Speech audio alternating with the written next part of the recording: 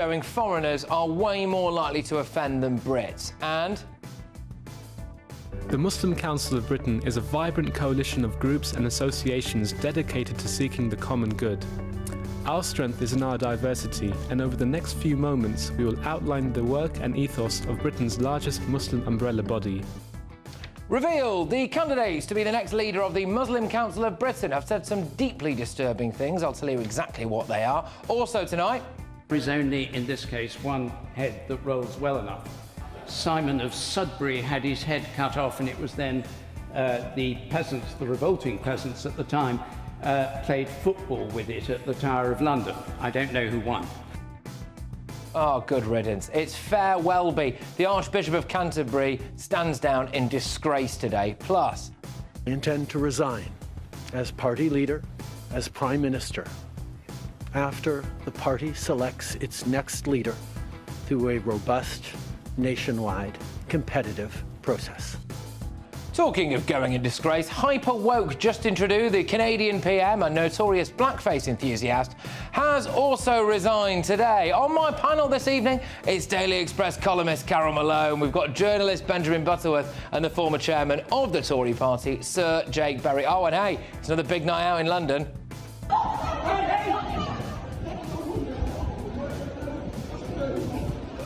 Get ready, Britain. Here we go.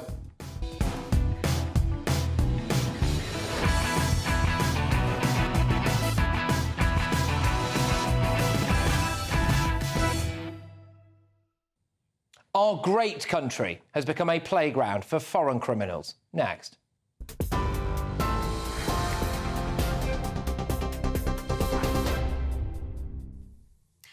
Patrick, thank you very much and good evening. The top stories this evening. The Home Secretary says the government will make it an offence with professional and criminal sanctions to fail to report or cover up child sexual abuse.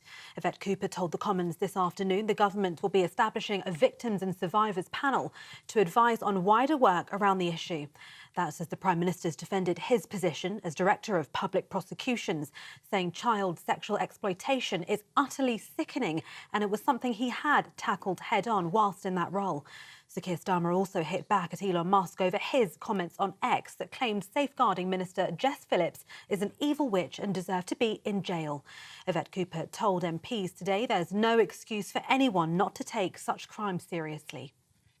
10 years ago, 2 reports by Alexis J and Louise Casey in Rotherham found that 1,400 children were sexually exploited, raped by multiple perpetrators, trafficked across other towns, abducted, beaten, threatened with guns, even children who had been doused in petrol, girls as young as 11 who were raped. And their reports identified then, a decade ago, a failure to confront Pakistani heritage gangs and, quote, a widespread perception that they should downplay the ethnic dimensions. A 39-year-old man has been charged with sending malicious communications to the Safeguarding Minister amid criticism from Elon Musk. Devon and Cornwall Police says Jack Bennett's been charged with 3 counts of malicious communications. The messages were sent between April last year and January this year, involving 3 victims. While commenting on the criticism of Ms Phillips from Elon Musk, the Home Secretary says the Minister for Safeguarding and Violence Against Women and Girls has dedicated her career to tackling sexual violence and abuse and to being a voice for victims and survivors of the most terrible crimes. In other news today is Justin Welby's final day as the Archbishop of Canterbury as he prepares to step down over failures in handling a Church of England abuse scandal. Almost 2 months after announcing his resignation, he'll officially quit the role at midnight tonight. It follows an independent review which concluded that John Smith, a barrister and Christian camp leader, might have been brought to justice if Archbishop Welby had reported him to the police in 2013. The Archbishop has made few public appearances since mid-November and didn't give the traditional Christmas Day sermon from Canterbury Cathedral. Elsewhere, police say a man's body has been recovered from an area of flooding in North Yorkshire. Police believe the man may have entered the water in the last 24 to 48 hours. The man is described as white, in his early 50s to 60s, with short brown hair, and he was wearing a multicoloured knitted jumper. That's as 2 major incidents have been declared and more than 100 people have been rescued as floodwater inundates Lincolnshire and Leicestershire. Yellow warnings for snow and ice are in effect across large parts of the UK as flooding and snow cause delays on the roads and the railways and force hundreds of schools to close. And as you've been hearing today, the Canadian Prime Minister Justin Trudeau has announced his resignation. Trudeau has faced growing pressure from inside his governing Liberal Party after a surge in support for the opposition Conservatives in the polls. The 53-year-old steps down after 9 years in office and he says he'll step down as soon as his party choose a replacement for him. Trudeau said earlier today that although he's a fighter, the parliament he's serving is paralysed under his leadership. And those are the latest GB News headlines for now. It's back to Patrick. For the very latest GB News direct to your smartphone, sign up to News Alerts by scanning the QR code or go to gbnews.com/alerts.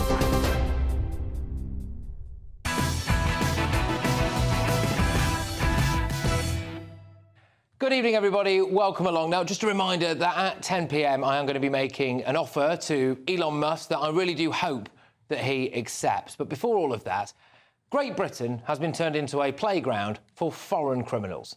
The economic case for mass migration into Britain no longer exists. We are worse off financially per capita. We had net migration of nearly 1 million people last year. There's a housing crisis, a healthcare crisis, and now there is a crime crisis. Look at these statistics. It is actually a league table for you of migrant criminals. So Brits, we've got 12 arrests per 1,000. Somalis, 64.6 arrests per 1,000. Moroccans, 70 per 1,000. Algerians, 72.7 per 1,000. Iraqis, 92.9 per 1,000. Afghans, 106.9 per 1,000. And Albanians, 209.8 per 1,000. But it actually gets worse, believe it or not, because it's emerged that there were more than 130,000 foreign national arrests in 2024. Foreign nationals were arrested at twice the rate of Brits and 3.5 times the rate for sexual offences. That's according to the Centre for Migration Control. Now, we've been trying to get detailed figures for ages. Regular viewers to this show will know that here at GB News, we asked for how many asylum seekers and illegal immigrants are in prison for violent or sexual offences. We submitted a Freedom of Information request for that. That was denied because they said that it would cost too much money. So we offered to pay for it and they still didn't let us do it. So there we go. But Reform UK MP Rupert Lowe has been demanding it. I've been told by her department in response to a written question that the number of crimes committed by illegal migrants is not available through published statistics. I'm sure that the Home Office does hold the data, so would the Minister today commit to publishing that information in full? Tory MP Nick Timothy has also been banging that drum. 1 in 50 Albanians in Britain is in jail, and nationalities including Jamaicans, Iraqis and Somalis are also disproportionately likely to be criminals. We need better data to inform immigration, asylum and criminal justice policy. So will the government publish the nationality, visa and asylum status of all prison offenders? The Daily Mail's Sue Reid published this horrific rogues gallery of asylum seekers who've committed horrific offences. This includes a list of people who've committed sexual assault, rape, violent crimes. This needs to be a part of the conversation when it comes to legal immigration and our asylum system. I think the people of Britain have had enough. It's one thing asking us to just suck it up if we're all getting richer, but we're not. We're getting poorer. And it seems that there could be some sort of cover-up here, in my view, with people in positions of power possibly not wanting us to know the true extent of migrant crime. But we all see it, we all feel it. And from the information that we do have available, we know that there is a disproportionate amount of crime committed in Britain by people who are not British. Now, we have to fix that. We shouldn't have to live like this. Let's get thoughts from my panel this evening. We have Daily Express columnist Carol Malone. We've also got the broadcaster and journalist Benjamin Butterworth, the former chairman of the Tory party, Sir Jake Berry. Carol, look, there's been a lot of talk recently about cover-ups, OK? We're going to come on to some more of that at 10 p.m, of course. But if you look at some of those stats there, right, that surely this has to be part of our conversation now when it comes to legal and illegal immigration. The sheer volume of crime. Well, if Labour keep peddling the lie that immigration is fantastic for this country, they have to show us some figures as to why that is. And the first thing they could do is show us the figures, the crime stats of migrants coming into this country, and they're hiding them. But now we know what's happening, the figures you've just produced tonight. You know, the bottom line is, you know, the UK needs to prioritise, and this government in particular needs to prioritise the safety of British law-abiding citizens against the rights of dangerous foreign criminals. And to do that, the only way they can do that is by changing the human rights laws. And that's not going to happen anytime soon under this government. But, you know, if ever we needed proof that multiculturalism and integration is not working in this country, this is it. Because we have people arriving here, some illegally, some illegally, who have totally different cultural values to British values. And particularly values in regarding to women. We heard stats recently. We have 85 Sharia courts in this country which render women third-class citizens, and we are allowing those cultures to operate alongside ours. It's dangerous for women in this country. It's dangerous for foreign women, but it's very dangerous for British women. Just on that, I don't know if we might be able to just bring back up that kind of crime league. Yeah, I've got it here. Do you want me to read it out? On screen. Well, no, we can see it in a second. I'm sure they'll bring it up in a second. But is this a cultural thing, Jake, which is the uncomfortable thing to discuss? But is it? When you have a look at the amount of crime per 1,000 people of Somalis, of Afghans, of Iraqis, you know, do we have to have a conversation about whether or not, actually, there we go, look at that, that's on your screen there now. Is there a cultural problem here? Well, I think what we have to be frank about is if we look at those countries, Somali, Moroccans, Algerians, Iraqis, Afghans and Albanians, the vast majority of them will be asylum seekers coming into this country, saying that they're fleeing persecution in France in most cases. I'm not quite sure how that works. So we have to really question our asylum system and why people are coming here. Are 1 in 50 Albanians who were coming to the country previously as asylum seekers, can't do it anymore, are they coming here just to commit crimes? Yeah. And we are told, as Carol says, that particularly by the left, that multiculturalism is positive for the UK. Oh, no, it's not. It's been found out now. We're getting poorer. Our public services are being overwhelmed. GBNews did some brilliant work only a couple of months ago saying, I think it's over 50% of Somalis in the UK live in social housing that can't be occupied by people who lived in Britain their whole life. Benjamin, did your party not do this, though, Joe? So, actually, it's funny you should ask that, because I signed an amendment right at the end of the last Parliament to make sure that these figures would come out. It was put forward by Robert Jenrick. It was the Crime and Policing Bill. That bill fell because Rishi Sunak held his idiotic and disastrous early general election. If that bill hadn't have fallen, I would have liked the opportunity to vote in favour of the amendment, which said we will produce these figures. What I meant by did your party not do this? I didn't mean the cover-up. I meant letting these people in, to be honest. But, you know, there we go. Benjamin, on this now, you know, should Labour not get these figures out there for us? Should we not all know? Should it not be a part of our national conversation? A bit like when we had COVID and people were saying, oh, you know, we need an economic output versus a lockdown thing. So we can decide whether or not we think that lockdowns will continue to be a good idea. Should we not have something like this when it comes to immigration as well, where you can look at the crimes? Well, the nationality doesn't tell you much about... It doesn't give you much useful data. I mean, in the one case, you've got Albanians where, 200 arrests per 1,000. But that's because the only reason they come here is organised crime. We know that. And so, you know, what you do there is tackle the organised crime, not the average Albanian that wants to come to Britain and contribute. What, like Labour's tackling the gangs, you mean? Exactly, yes, because 13,000 people have been removed from this country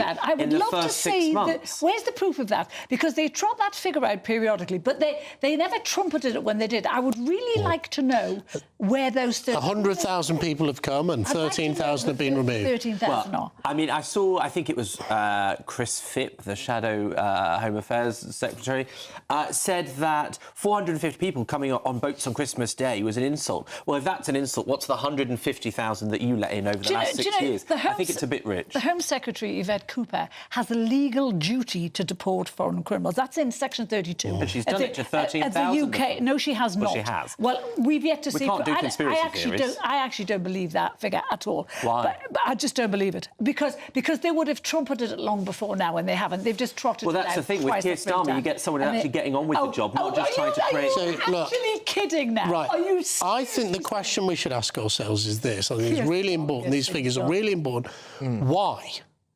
won't they produce these figures? Now, Why? there was a lot of violence over the summer, which we absolutely condemn. Maybe there's a concern in government saying if we told people the truth, they'd be really angry about this uncontrolled mass migration. There's got to be a reason, and my view is that actually there is an article of faith, not just in government, but particularly in the civil service, that we have to be this open country where just let as many people in as possible. And once the British people push back on it, there'll be no going back. Look at this stat. In London, foreign nationals accounted for 2/3, which is 67%, of all arrests for sexual offences. Yeah.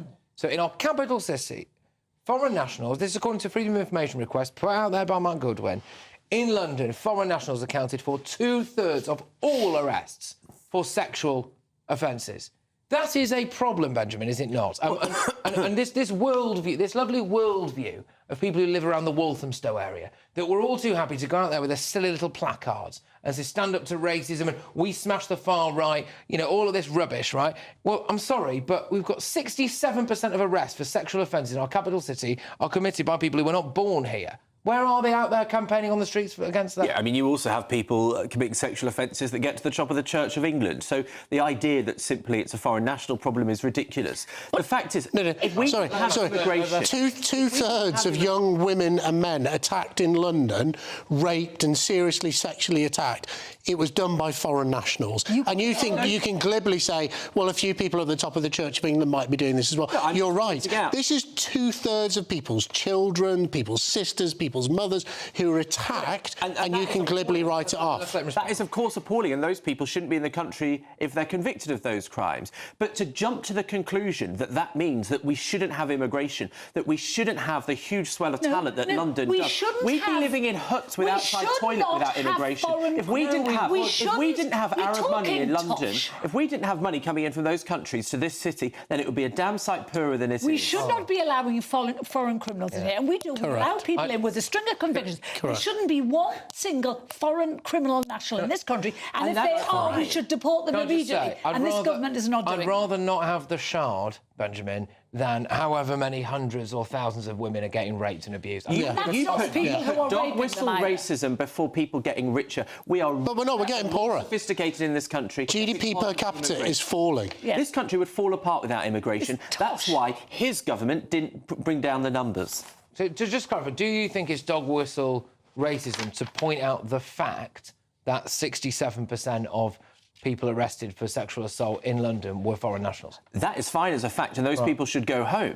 But the answer is not to ban every other person from another country. Just because there's a pattern, and usually is you're targeting Muslims. We shouldn't. So how else do you deal with that pattern, Benjamin? How else do you deal with that pattern? You're confronted by facts here about whether it's Somalis or whether it's Moroccans or whether the disproportionate number of those people arrested for serious crimes versus the British population. So you've got a pattern there. So how do you deal with that if you don't stop some of that coming in?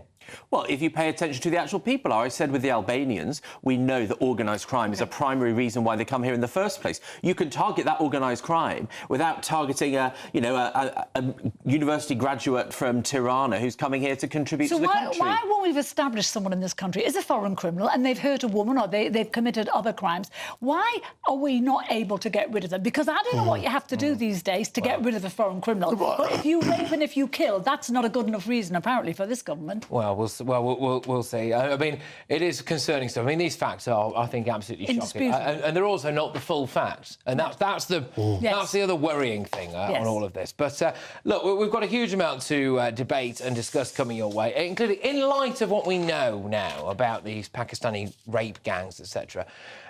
Do you think that really we should be having a row back on Labour's Islamophobia, new Islamophobia definition? Do you think that's right? Would it stop us being able to talk about this kind of stuff? But, you know, look, there's never a good time in the show to do this, but apparently we are doing it again right now. And it is, of course, time for the great big British giveaway. Yes, this is your chance. This is your chance to win £50,000 in tax-free cash. It's the biggest cash prize we've ever given away. Here's how all of that money could be yours.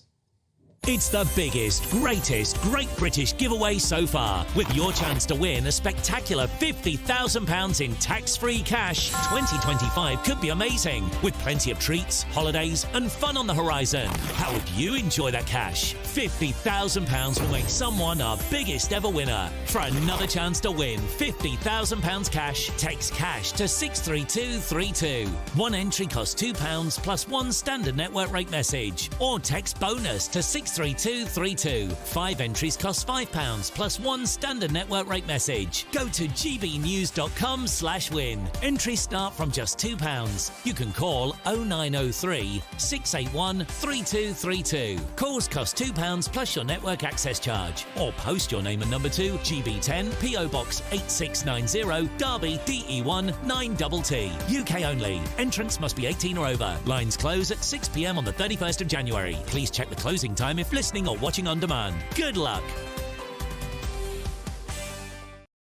Yes, good luck, everybody. So coming up shortly, it's Farewell Be to the Archbishop of Canterbury on his last day in post. What's his legacy? I'll save you a bit of time. Shocking. But up next, Khadija Khan goes head-to-head with Dr. Sheikh Ramsey on whether or not it's time now, specifically time right now, for the Prime Minister to scrap plans for an official Islamophobia definition in the wake of this grooming gang scandal. It's Patrick Christys tonight. We are only on GB News.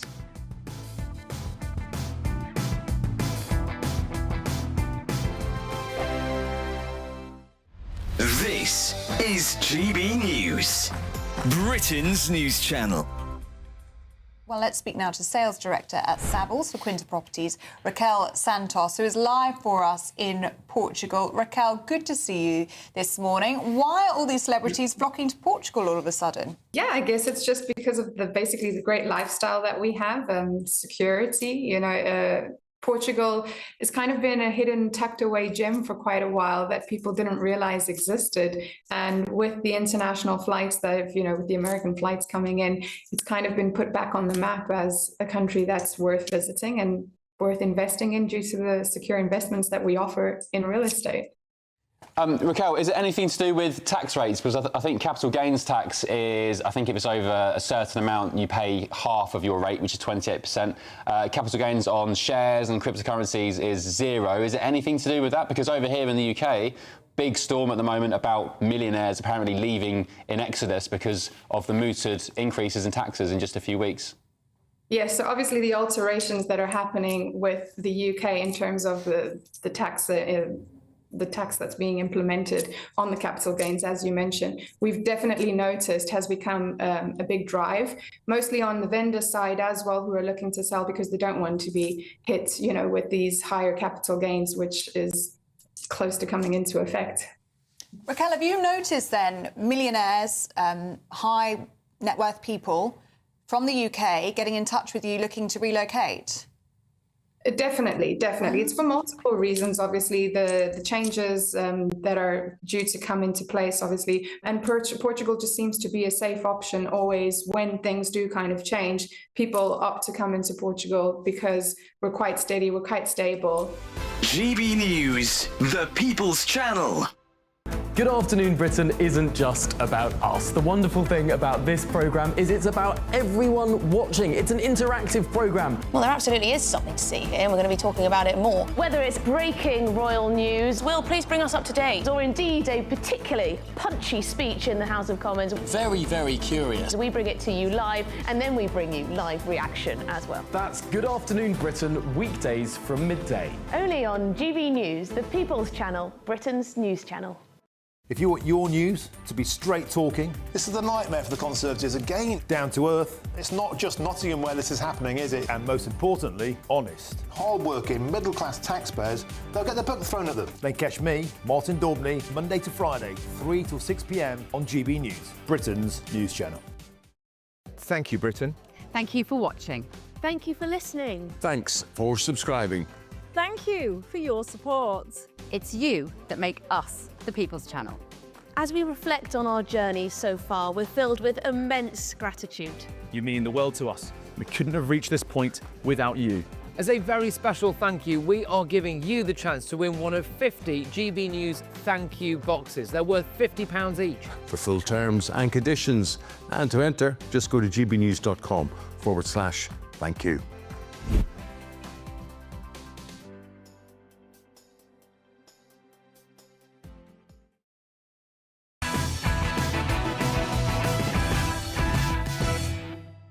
Welcome back to Patrick Christys. Tonight we're only on GB News. Is it time for Labour to scrap their plans for a new Islamophobia definition? It's time for the head-to-head. So, Sir Keir Starmer has been urged to scrap those plans for an official government definition of Islamophobia in the wake of this rape gang scandal, with fears that it could lead to a repeat of accusations of racism, such as those against whistleblowers in Rotherham. The Labour Party has internally adopted a definition drafted by the all-party parliamentary group that appears to state that using the phrase sex groomer directed at a person who happens to be of Muslim heritage may be Islamophobic. Well, the use of this definition was one of 18 election demands made by the Muslim Vote group in May of last year, which also included making sure that insurance quotes don't cost more for someone called Mohammed. It is unclear if the government will adopt this particular definition of anti-Muslim discrimination nationwide, but many have called this now a move to a perceived blasphemy law, like the one proposed by Labour MP Tahir Ali in November last year. Will the Prime Minister commit to introducing measures to prohibit the desecration of all religious texts and the prophets of the Abrahamic religions? So concerns are growing over the use of free speech, the potential for an Islamophobia definition to stifle the kind of conversations that we might all have about things we've just seen in relation to grooming gangs. So should Labour row back on that definition? Well, I'm very pleased to now be joined by politics and culture editor at the Further Inquiry is Khadija Khan, and the director of the Oxford Islamic Information Centre, Dr. Sheikh Ramsey. Both of you, thank you very much. Great to have you both on the show. We'll start with you, Khadija, if that's OK. Should Labour row back, do you think, on plans for a new Islamophobia definition? And if so, why? Regardless of the intentions as to why this term Islamophobia was coined, it's been used to silence people who dare to criticize Islam as a set of belief. It's been used to smear people who are courageous enough to scrutinize Islamic belief, tradition and ritual, which are inherently discriminatory and misogynistic. It's been weaponized to shut down all the debate around religious fundamentalism. Therefore, it is safe to say that by obfuscating the distinction between the discrimination against Muslims as people and scrutinizing Islamic beliefs as ideas, the term Islamophobia reflects a brazen attempt to impose blasphemy, draconian Islamic blasphemy laws in Britain. OK, all right. Dr. Sheikh Ramsey, I'll get you to come back to that. I think the fear for some people would be that this new definition might include things like the perception of Islamophobia. Well, you could argue that about everything, and in fact that has been weaponised in the past to prevent people from speaking out, Dr. Ramsey. No, I have to say, of course, I was Patrick. I was very involved with the creating the name, creating Islam,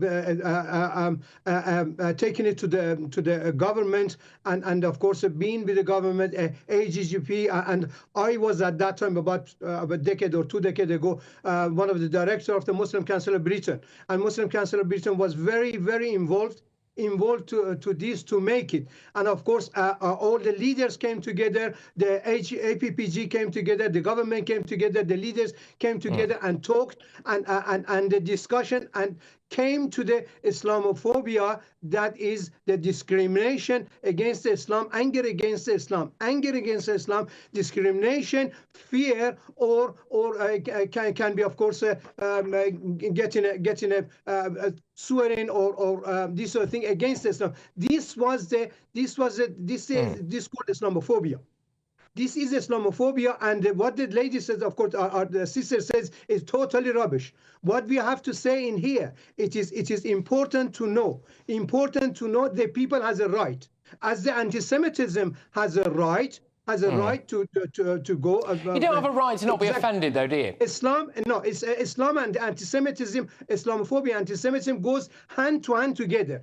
Everybody knows what is Islamophobia, and everybody knows you say what is that, but okay, well, we'll park that there, and I'll let Khadija come back in. So you accuse of talking rubbish, but yeah, go on. Tomorrow is the 10th. She doesn't know anything.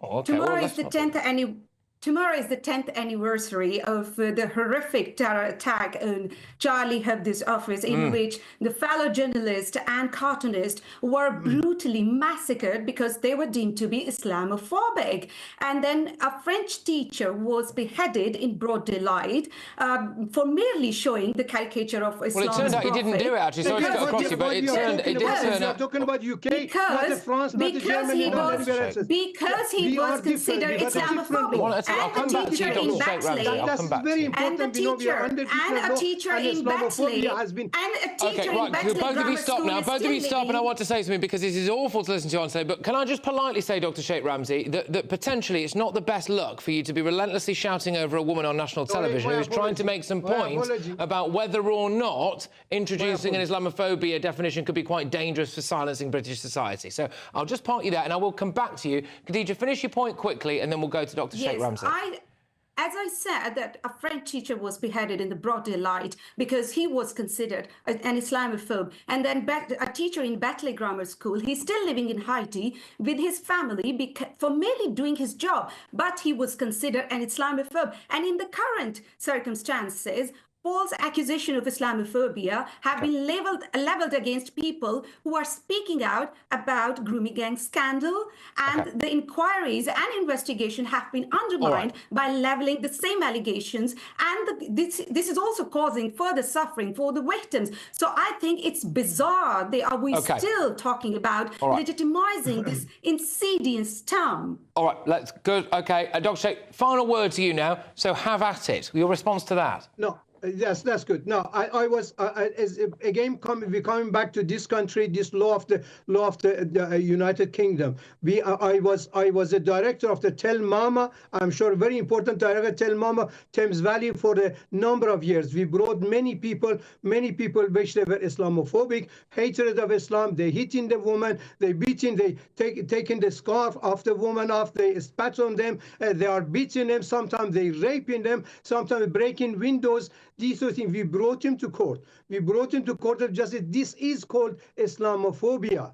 It is not a Charlie Hebdo's, which is other countries, or different. That's a political which they done, which that our friend is speaking. And of course, my apology for saying. We need to come to terms with this reality what we have that we are living not only Islamophobia, which the government accept, and the government pay the Tell Mama to help this. It pays, and of course, I was director for that number of years. We brought many to court because of these, because of the human right, which is human right of Muslim.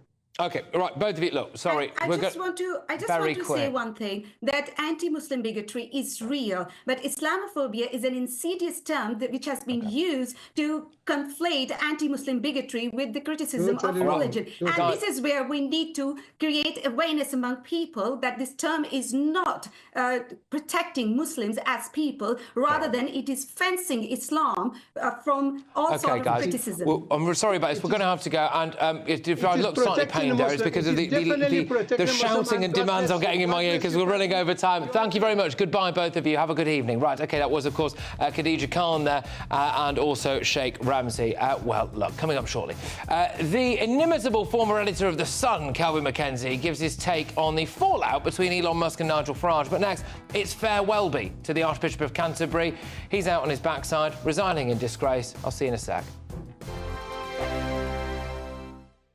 Yes, it's time for your latest weather update from the Met Office here on GB News. Good evening to you. Turning icy out there as temperatures fall away sharply. Some places continuing to see some snow showers as well. Low pressure clearing away out into the North Sea. That's what brought all the snow over the weekends. But behind it, the air is still coming down from the Arctic. Snow showers across northern Scotland. A mixture of rain, sleet and snow, hail showers for Northern Ireland, Wales and southwest England. But any kind of shower could turn things quite icy as we see those temperatures falling down below freezing, -1, -2, even in towns and cities, rural spots below. Across parts of Scotland, well below, -6, -8 perhaps, across parts of southwest Scotland. In northern Scotland, maybe not quite as cold because here it'll be windy still and plenty more snow showers coming in here also. So again, accumulations likely across parts of northern Scotland. We could also see a covering through the night and in the morning across parts of Northern Ireland. More of a mixture, again, close to coast of rain and sleet, but certainly across parts of Wales, southwest England, some places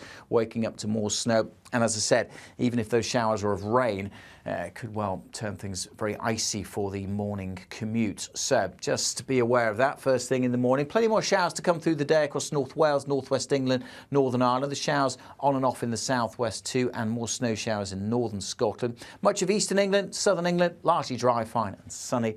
Not as windy as today, but still cold. Temperatures only 2 or 3 degrees across the north.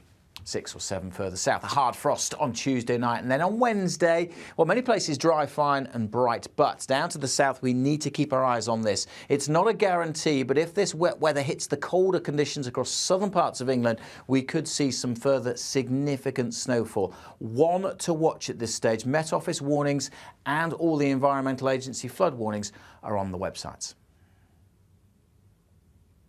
Hi there, I'm Michelle Dewberry and I'm going to take a second to tell you all about my show, Dubes & Co. We start off with the issues of the day. We then bring in both sides of the arguments. We get rid of the disrespect. And then you throw me into the mix. And trust me, I'll tell it exactly how it is. And then, of course, the magic ingredient, you at home. We mix it all together and what have we got, in my opinion, the best debate show in town.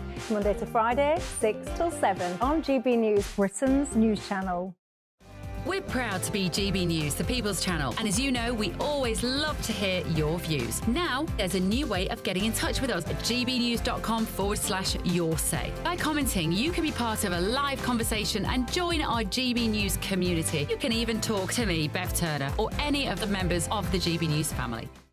Every Saturday, 10 till 12, we'll bring you all of the news that you need to know. We'll also remind you that there is so much to smile about. It's my favourite time of the week. I get to relax, enjoy some light-hearted stories, and let Ellie teach me about fashion too. That's Saturday Morning Live, every Saturday, 10 till 12. Only on GB News, Britain's news channel.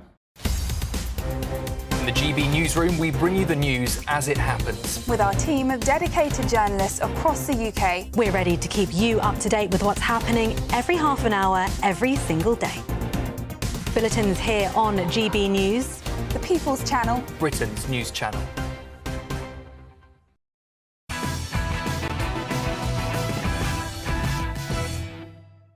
Well, it's farewell be to the Archbishop of Canterbury as Justin Welby bows out on his final day in post.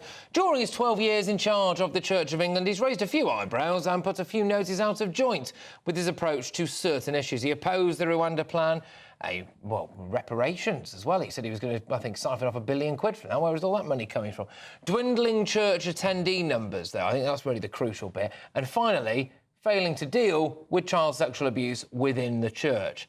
Is it, do you think, a bitter parting or a fond farewell? Well, I'm very pleased now to be joined by the Vicar of Christ Church in New Malden, Reverend Stephen Kurt. Thank you very much. Great to have you on the show. Yep. So, come on in. So Welby's legacy then? Yes. Do you think? Not entirely. Okay. When he was appointed, there was a lot of enthusiasm because he was someone who was seen as being able to give quite a convincing witness to the Christian faith. And there's plenty of things I am, furious about, mainly his handling of safeguarding. But in terms of actually his witness to his Christian faith, he's done a number of things that have been very admirable.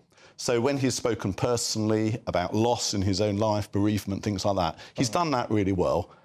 But his major legacy, I'm afraid, is the disastrous handling of safeguarding. And he has made lots of statements which have been very fine-sounding, but that is not what we need. We need action, and particularly over John Smythe and the lack of tenacity in following that up when he did know quite a lot about Smythe, certainly enough to have needed quite a lot of energy in following that up, and that's what he failed to show. I find it remarkable, really, that he didn't feel more of a need to bang the police's doors down. Absolutely. I find that weird. Yes. And I'm sure you do. No, as well. that absolutely puts it very well. I think just passing on things and thinking, well, I've done my bit, is not good enough when it comes to safeguarding. Within any institution, it's about being really tenacious and knowing that a lot of people will be tempted to kick the can down the road. I've got to absolutely make sure I take personal responsibility for this and make sure it's being followed up. And he knew that Smythe was a figure of some significance. He knew all about the sort of circles in which Smythe had influence. And alarm bells should have rung for him very strongly, and he should have made sure that was followed up. Well, there was someone who was talking on GB News a little bit earlier on Jacob's show who offered a defence of Justin Welby. I'm going to play this to you now. We'll get your reaction. See what you have to make of it. And he was shown to have had a lack of curiosity, that was the term, wasn't it? Yes. In what happened. When he became Archbishop, he didn't follow up as to what the police inquiry was doing, and some implication that he ought to. There is only, in this case, one head that rolls well enough. Simon of Sudbury had his head. All right, look, obviously there was a mess up with some of the clips there, but basically they were saying that he was actually quite a nice guy who just got things bad. Arguably the bigger point for me, though, is that it's all very well and good banging on about slavery reparations. It's all very well and good banging on about you've got £1 billion for that, or you oppose Rwanda, but you've got dwindling church numbers in vast swathes of the country. The Church of England is on the decline, unfortunately, in certain areas, and that surely has to be his primary job. Well, I think it's a very demanding job, and there are a whole load of responsibilities that he has. He's got to speak. He's got to look after the Anglican community as well as what's happening in England. But I think probably my complaint with him on that would have been that you've got to offer alternatives. If you're going to criticise policies, some of the policies that you've spoken about earlier, I think you've got to come up with concrete alternatives. Church of England did this in the 80s. When there was a lot of concern about Thatcher's policies, there was a report called Faith in the City, and it had a lot of recommendations, including for the church. And I think one of the things Welby's got wrong is where he has just criticised sort of government policy rather than coming out with concrete suggestions about alternatives. Dare I say it, showing any recognition for how some of his own parishioners might feel. Now, it's all very well and good saying, we have to welcome the stranger, and that's fine. But for some people living in rural England who suddenly saw a migrant hotel pop up at the end of their road, when their village might have only had a couple of hundred people anyway, there is maybe a limit to how they were willing to welcome that stranger. And it didn't always feel as though from his. I mean, that is a complex one, because at the heart of Christianity is welcoming the stranger. I think we've got to combine that with showing that we understand why people will feel threatened and be in a sort of demanding and difficult situation. And I think that's the balance which he hasn't always got right. No, and it's supposed, just quickly, it's a question of what comes next, isn't it, now, for the Church of England? What's your views on that? Well, I hope they don't rush to... we need a dramatic change. We need someone who I think is going to grasp nettles a lot more strongly, and particularly over safeguarding. I think it's got to be someone whose record has been absolutely unimpeachable in the past. I think appointing anyone... I mean, I'm very concerned about Stephen Cottrell taking over, because he handled a safeguarding issue. The Archbishop of York, who's now standing in until fresh Archbishop of Canterbury is appointed, and he handled a safeguarding situation even more badly than Justin Welby did, the case of David Tudor. And my concern is that Justin Welby, I think, is presenting his departure as a sort of act of sort of martyrdom, really, for the Church. And the danger with just Welby going is we do need a clear out at the top in the Church of England. Most of the bishops aren't fit for purpose, if truth be told. Well, just say the Archbishop of York, who we have spoken about on this programme before, is not here to defend himself. No. Neither are any of the archbishops, to be fair. Thank you very much for your time. Okay, and, thank you. I hope to see you again very soon. Thank all you. Right, all the best. Yes. All the best. That is, of course, the Vicar of Christ Church, New Malden, there, Reverend Stephen Kurtz. OK, look, loads more coming your way. I am going to be making Elon Musk an offer at 10 p.m. that I do hope he accepts, genuinely. A really do hope he accepts. And kind of in that vein, actually, I'm going to be talking to the former editor of The Sun, Kelvin Mackenzie, on this fallout between Musk and Farage. So that's coming your way next. I hope it doesn't rain. Don't worry about it. It'll spoil our holiday. Relax, we're totally covered. All Clear Travel Insurance sponsors GB News Travel Destinations Forecast.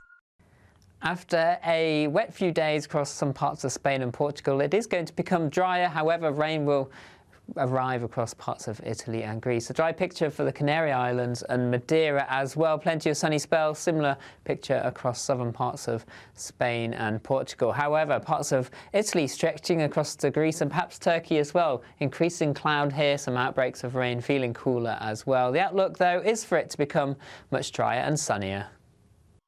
All Clear Travel Insurance sponsors GB News Travel Destinations Forecast. Thank you, Britain. Thank you for watching. Thank you for listening. Thanks for subscribing. Thank you for your support. It's you that make us the People's Channel. As we reflect on our journey so far, we're filled with immense gratitude. You mean the world to us. We couldn't have reached this point without you. As a very special thank you, we are giving you the chance to win one of 50 GB News thank you boxes. They're worth £50 each. For full terms and conditions, and to enter, just go to gbnews.com/thank you.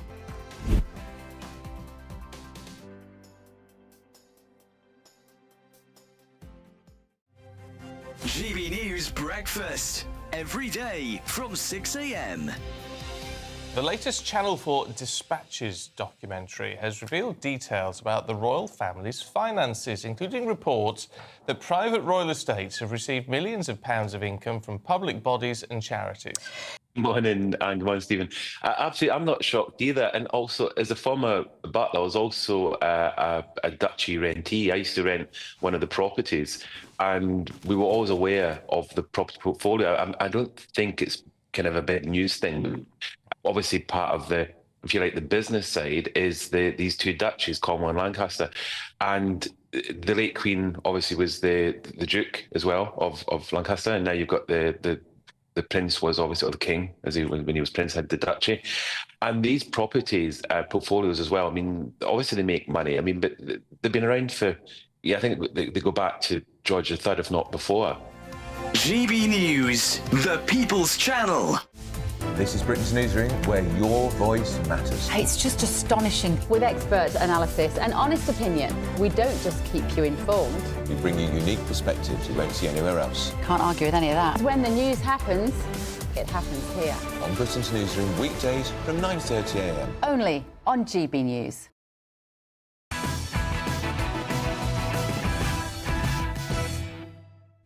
Welcome along. The gloves came off yesterday between Elon Musk and Nigel Farage after the ex and Tesla boss posted that the Reform Party needs a new leader. Farage doesn't have what it takes.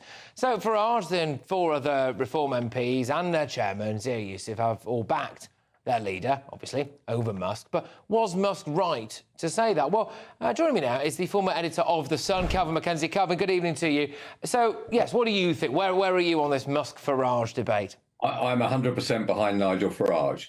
He has been the most impressive centre-right politician we've had in our country since Thatcher. There is no ifs and buts about it. Single-handedly, he delivered Brexit, and now today, almost single-handedly, he delivers almost 25% of the public who now say they're going to vote for reform. Had he done what Musk wanted him to do, which was embrace Tommy Robinson, he could have kissed his rear end goodbye to the chances of ever walking into number 10.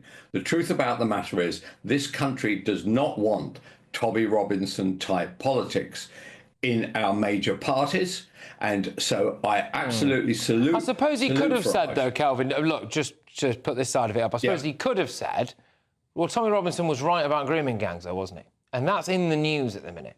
That's the thing that's in the news, isn't it? There are, yes, he was right about that. But there are other aspects of him which make him very unattractive for a fearful public of going down the very right-wing route, right? We want change in our country.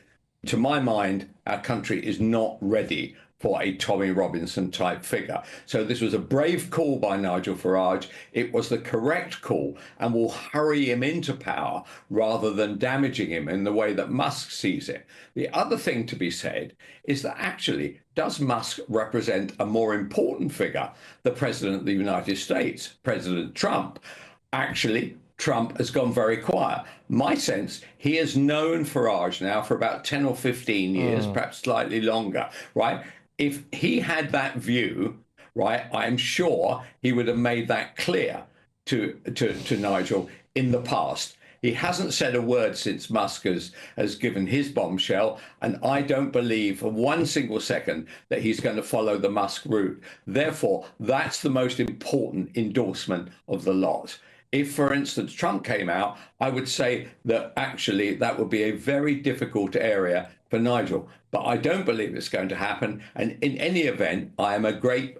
I've known Farage now for 30 odd years. He is actually a very sensible politician who wants the best for our nation.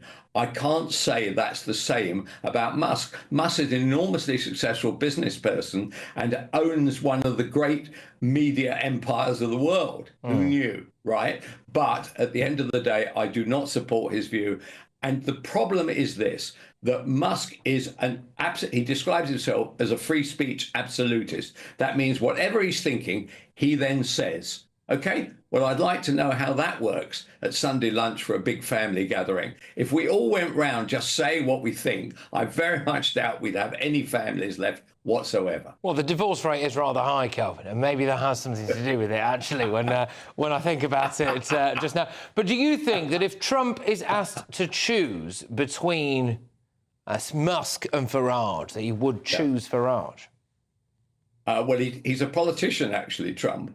And I suspect he says nothing. He keeps out of the fight. He says, I don't know why we've started this fight, but I'm not going to get involved in it. We must salute what Farage has done. It is simply incredible, has never been done before, and it's certainly never, ever been done by one person.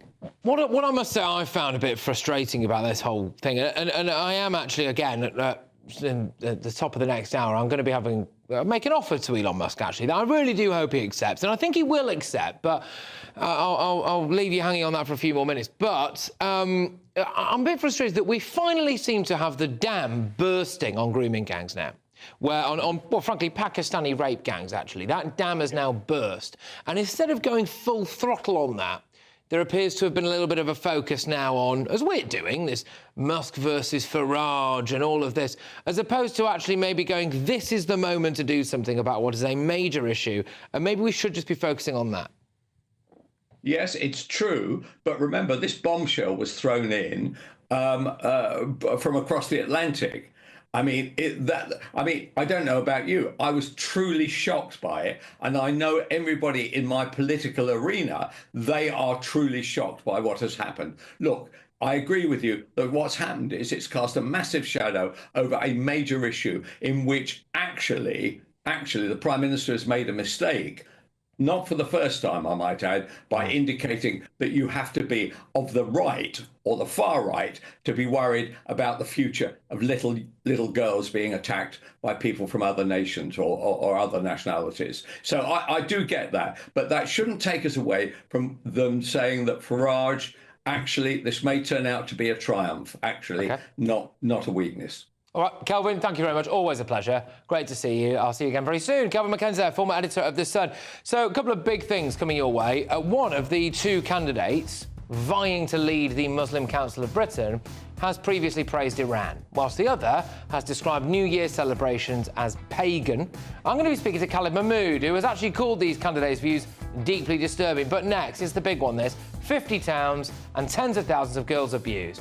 So why hasn't Labour gone for an inquiry? But also on this, I'm going to talk directly to Elon Musk. He's been taking an interest in my tweets and in GB News recently. I've got an offer for Elon that I hope he accepts, and I think we all should as well.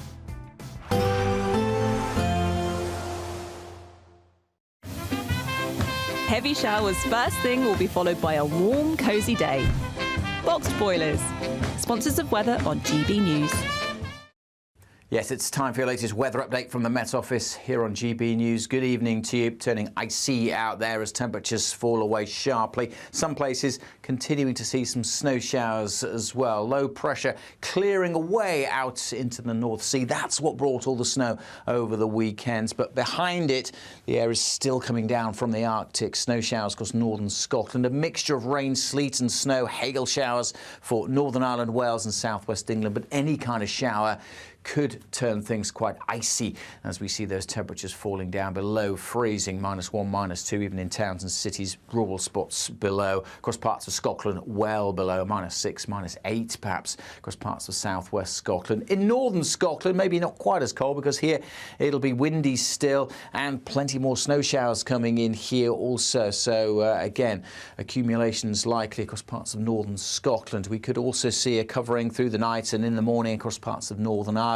More of a mixture, again, close to coast of rain and sleet, but certainly across parts of Wales, southwest England, some places waking up to more snow. And as I said, even if those showers are of rain, it could well turn things very icy for the morning commute. So just be aware of that first thing in the morning. Plenty more showers to come through the day across North Wales, northwest England, Northern Ireland. The showers on and off in the southwest too, and more snow showers in northern Scotland. Much of eastern England, southern England, largely dry, fine and sunny. Not as windy as today, but still cold. Temperatures only 2 or 3 degrees across the north. 6 or 7 further south. A hard frost on Tuesday night, and then on Wednesday, well, many places dry, fine and bright, but down to the south we need to keep our eyes on this. It's not a guarantee, but if this wet weather hits the colder conditions across southern parts of England, we could see some further significant snowfall. One to watch at this stage. Met Office warnings and all the Environmental Agency flood warnings are on the websites. Expect a warm front, moving from the kitchen right through to the rest of the house. Boxed Boilers, sponsors of £50,000 in tax-free cash is like having over £4,000 each month to play with for a whole year. And it could be yours in the biggest Great British giveaway so far. That could be a holiday each month, your mortgage covered, or just the ability to send some of those day-to-day financial stresses packing. For another chance to win, text cash to 63232. One entry costs £2 plus one standard network rate message. Or text bonus to 63232. 5 entries cost £5 plus one standard network rate message. Go to gbnews.com/win. Entries start from just £2. You can call 0903 681 3232. Calls cost £2 plus your network access charge. Or post your name and number to GB10 PO Box 8690 Derby DE1 9TT. UK only. Entrance must be 18 or over. Lines close at 6 p.m. on the 31st of January. Please check the closing time if listening or watching on demand. Good luck. Join me, Camilla Tominey, for a frank and honest discussion with those in power that cuts through the spin and gets to the heart of the issues shaping our nation. You haven't confirmed that you want to stand as leader, but you haven't ruled it out either. This report basically says that he's not fit to stand trial. Is he indecisive? Incompetent? I deliver the dose of reality Westminster needs. That's the Camilla Tominey Show at 9:30 every Sunday on GB News, the People's Channel, Britain's news channel. Hi there, I'm Michelle Dewberry and I'm going to take a second to tell you all about my show, Dubes & Co. We start off with the issues of the day. We then bring in both sides of the arguments. We get rid of the disrespect. And then you throw me into the mix. And trust me, I'll tell it exactly how it is. And then, of course, the magic ingredient, you at home. We mix it all together and what have we got, in my opinion, the best debate show in town. Monday to Friday, 6 till 7 on GB News, Britain's news channel.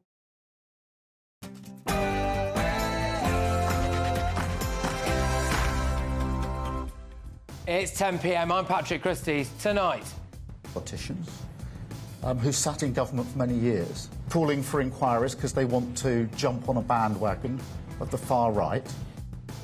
fury as Keir Starmer says concern over Pakistani rape gangs is far right. And it is never an excuse to use race and ethnicity or community relations as an excuse not to investigate and punish sex offenders. But it was, Yvette, wasn't it? It was, for decades. 50 towns, tens of thousands of girls abused. Just have a proper inquiry. What are Labour so scared of? And I had like a kind of a crazy idea. This one's going to hit the press. which is like, what if we gave a legal immigration job to Chick-fil-A? They are so efficient. All right, so I'm going to make an offer to Elon Musk that hopefully he will not refuse. Also... Please stay there! Down on the ground! Down! Down on the ground! Down on the ground! No! Down on the ground! Yeah, just have a look at those devastating migrant crime figures showing foreigners are way more likely to offend than Brits. And... The Muslim Council of Britain is a vibrant coalition of groups and associations dedicated to seeking the common good. Our strength is in our diversity, and over the next few moments we will outline the work and ethos of Britain's largest Muslim umbrella body. Revealed, the candidates to be the next leader of the Muslim Council of Britain have said some deeply disturbing things. I'll tell you exactly what they are. Also tonight... I intend to resign as party leader, as Prime Minister, after the party selects its next leader through a robust, nationwide, competitive process. Hyper-woke Justin Trudeau, the Canadian PM and notorious blackface enthusiast, has also resigned today. Fantastic stuff. On my panel tonight is Daily Express columnist Carol Malone, journalist Benjamin Butterworth and the ex-chairman of the Tory party, Sir Jake Berry. Oh, and, well, it was just another big night out in London, wasn't it?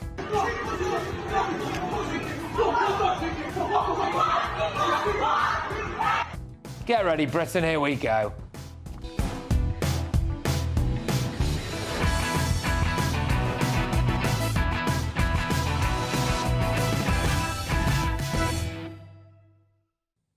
Does Starmer really think it's far right to care about the victims of Pakistani rape gangs? Next.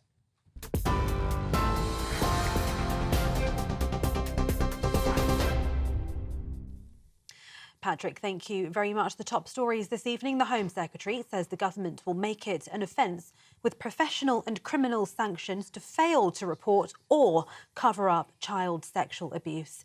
Yvette Cooper told the House of Commons this afternoon the government will be establishing a victims and survivors panel to advise on wider work around the issue.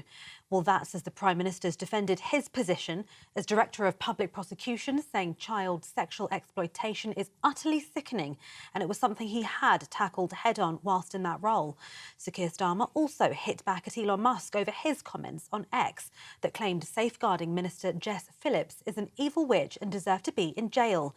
Yvette Cooper told MPs there's no excuse for anyone not to take such crimes seriously. 10 years ago, 2 reports by Alexis J. and Louise Casey in Rotherham found that 1,400 children were sexually exploited, raped by multiple perpetrators, trafficked across other towns, abducted, beaten, threatened with guns, even children who had been doused in petrol, girls as young as 11 who were raped. And their reports identified then, a decade ago, a failure to confront Pakistani heritage gangs and, quote, a widespread perception that they should downplay the ethnic dimensions. In other news today is Justin Welby's final day as the Archbishop of Canterbury as he prepares to step down over failures in handling a Church of England abuse scandal. Almost 2 months after announcing his resignation, he'll officially quit the role at midnight tonight. It follows an independent review which concluded that John Smith, a barrister and Christian camp leader, might have been brought to justice if the Archbishop Welby had reported him to the police in 2013. The Archbishop has made few public appearances since mid-November, and he didn't give the traditional Christmas Day sermon from Canterbury Cathedral.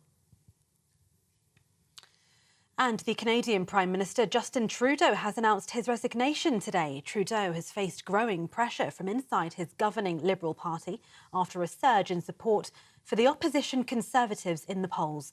The 53-year-old steps down after 9 years in the office, and he says he'll step down as soon as his party choose a replacement for him. Trudeau said earlier today that although he's a fighter, the parliament he's serving is paralysed under his leadership. More news in an hour from me. It is back to Patrick. For the very latest GB News direct to your smartphone, sign up to News Alerts by scanning the QR code or go to gbnews.com/alerts.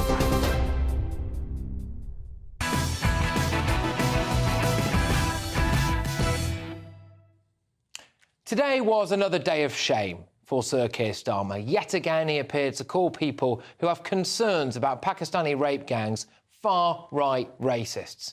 Politicians who sat in government for many years, calling for inquiries because they want to jump on a bandwagon of the far right. He's way out of touch. Caring about young girls being raped on an industrial scale by foreign men from a community that the Labour Party courted for decades does not make you far right. To say that everyone who cares about this issue is a Tommy Robinson supporter is the language of attempted demonisation, and it doesn't work anymore. Why? Because Tommy Robinson has a problematic past. But millions of people are willing to look at this issue right now and say, you know what? He was right about the problem of grooming gangs. It was on Starmer's watch as Director of Public Prosecutions that charges were dropped against 9 men of mainly Pakistani backgrounds for the rape of a young teenager in Rochdale. She reportedly gave her underwear containing the DNA of one of her attackers to police, and charges were dropped because they decided that she would not be seen as a reliable witness by a jury. Starmer was not personally involved in the decisions to drop those charges, but he was DPP then. Several years later, those men were found guilty. They'd been plying girls as young as 13 with drink and drugs and raping them. Now, he's ruling out a national inquiry specifically into Pakistani rape gangs. Is it to try to cover for his own failures, do you think? Our political editor asked him. Why don't you order a national public inquiry to join the dots between 50 towns, not 6, barely mentioned in the J report? Are you afraid it might expose failings as your role as a DPP? I set out what I did. I actually changed the system because I could see some of the things that were going wrong. I wasn't prepared. Unlike, some Tory politicians, I'm not tweeting about it or talking about it. I got on with changing it. OK. Well, I don't think that's good enough. I don't think his record is good enough. And now Starmer is accusing Elon Musk of crossing a line when it comes to Jess Phillips, who is also refusing to have this inquiry. It is never an excuse to use race and ethnicity or community relations as an excuse not to investigate and punish sex offenders. Now, look, yes, OK, nobody should ever wish any harm to Jess Phillips or anyone else. But, I think it's fair to say that she hasn't exactly covered herself in glory over the years. And what you just heard there was Yvette Cooper piping up, saying, of course, that we can't let ethnicity stop us from investigating child abuse. But unfortunately for Yvette, it has done. It has done. An inquest found fears of being called Islamophobic meant the police didn't do their jobs. And if Labour think they're trying to kid anyone about taking this issue seriously, then maybe we should just listen to how their MPs heckled Shadow Home Secretary Chris Philp when he said that it's not far right to care about grooming gangs. A word on the Prime Minister's comments this morning. It is not far right to stand up for victims of mass rape. And smearing people. Order. Smearing people who raise those issues is exactly how this ended up getting covered up in the first place. Listen to that. Just listen to that reaction. And I am convinced that what the Prime Minister has said today, along with what he said during the disorder in the summer, was intended to try to scare people into silence by calling everyone racist. But like I said, the window shifted. It doesn't work anymore. Now, Cooper's announced some window dressing today. So there's going to be this new survivors and victims panel. It remains to be seen what that really looks like. It's going to be illegal not to report child abuse. All right, fine, OK. But just have an inquiry specifically into Pakistani grooming gangs. Just do it. About 50 towns across Britain have suffered. Tens, if not hundreds of thousands of young girls have suffered. Just do it. Stop covering it up. If you're afraid that the scale of the problem would cause civil unrest, then the solution to that is to deal with the problem and not to try to hide it from us. And it's on this note that I would like to make Elon Musk an offer that I hope he will not refuse. So, look, Mr. Musk, you've been very vocal recently. You've said that Starmer and others are complicit in these crimes and a cover-up. And you, it seems, and I'm sure this is genuine, care deeply about young girls who've been, and in my view, by the way, continue to be, raped on an industrial scale by Pakistani gangs. So why don't you and I sit down together and have a conversation about it? We'll put it out on whatever platform you like. We'll do it absolutely live, so there's no editing. Nothing will be off limits. We should even use our discussion, and this is the offer. Why don't we get together and have a discussion and use it to raise money for the Maggie Oliver Foundation, a charity founded in the wake of the Rochdale grooming gang scandal that helps survivors in any way they can. I think we would raise a lot of money together, Mr. Musk, a lot of money. I will travel to wherever in the world you are. I could get on a plane tonight if need be. Why don't we have that conversation? And it would be a conversation. Raise some serious money for the brave survivors of those horrendous rape gangs. Let's get thoughts from my panel this evening. Broadcaster and journalist Carol Malone. We've also got the journalist Benjamin Butterworth and the former chairman of the Tory party, Sir Jake Berry. Carol, look, just on that, let's deal with the Starmer thing there, really. That saying, you know, we're jumping on a far-right bandwagon. He just doesn't get it, does he? He really doesn't get it, you know.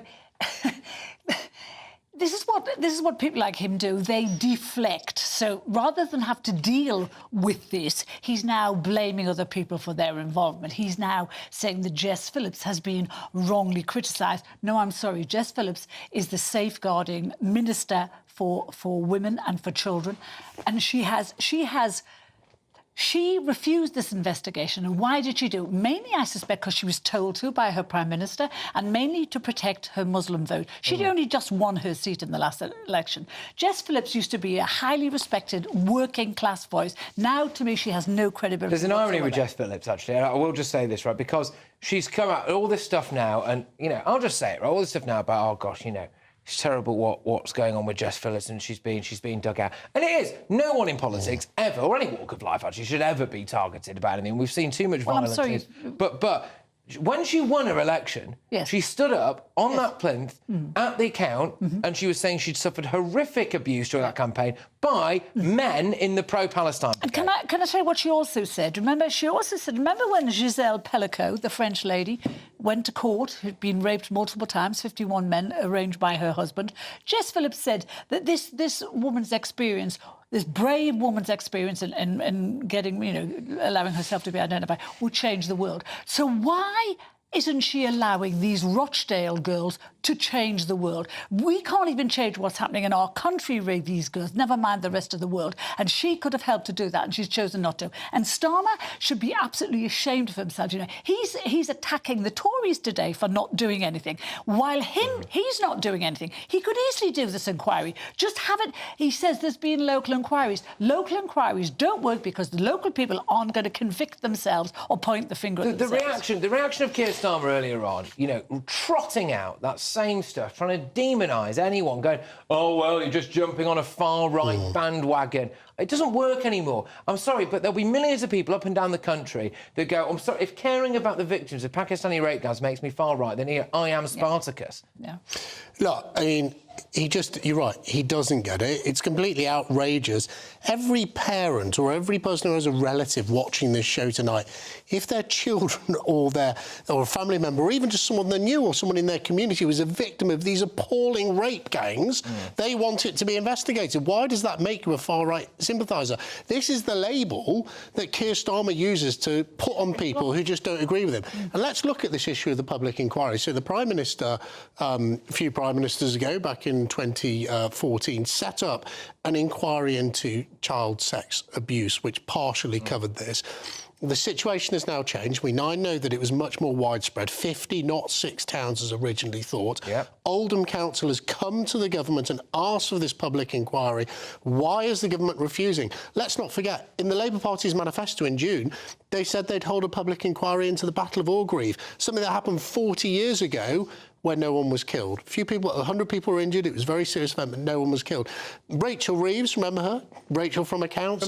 She said in 2017, when she was chairman of the Selection Committee, we need a full public inquiry into interest rates on car loans. And as recently as 2020, a shadow cabinet minister called for a full inquiry into what wallpaper the then Prime Minister Boris Johnson had put up in his flat in number 10 Downing Street. They love public inquiries, but apparently not in this case. And you ask yourself why. Yeah. It's because Keir Starmer has a tremendous case of amnesia again from his time as public prosecutor. He doesn't really know why. He wasn't directly involved in this, just like apparently he wasn't directly involved in the Jimmy Savile case.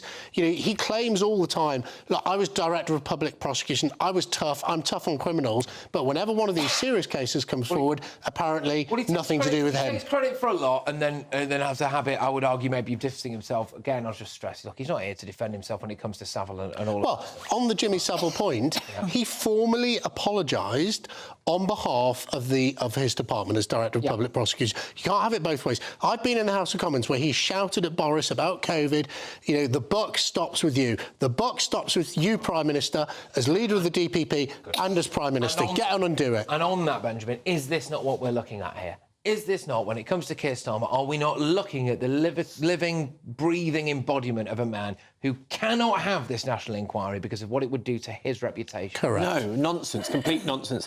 I mean, first of all, the request from the council for a national inquiry was turned down under the last government as well. So what Jess Phillips did was exactly the same as the previous one, and partly because 7 years was spent on a national inquiry into child sexual exploitation. She said she turned down the national investigation because it should be a local council investigation. She said it, so that's entirely wrong. But it's not wrong to say that the last government made the same decision, and there was a 7-year inquiry. Okay, so why isn't Starmer doing... So the last government didn't do it right, and both governments are totally to blame for this, but so if the last government didn't, why isn't Starmer saying, let's get it out? Let's just do it into Pakistani grooming guys. No, that's the difference, because that previous inquiry, my understanding was, included a load of things. It was much wider. Look, great. And as far as I'm concerned, any aspect of child sexual abuse needs to be investigated. There needs to be an inquiry. Fine.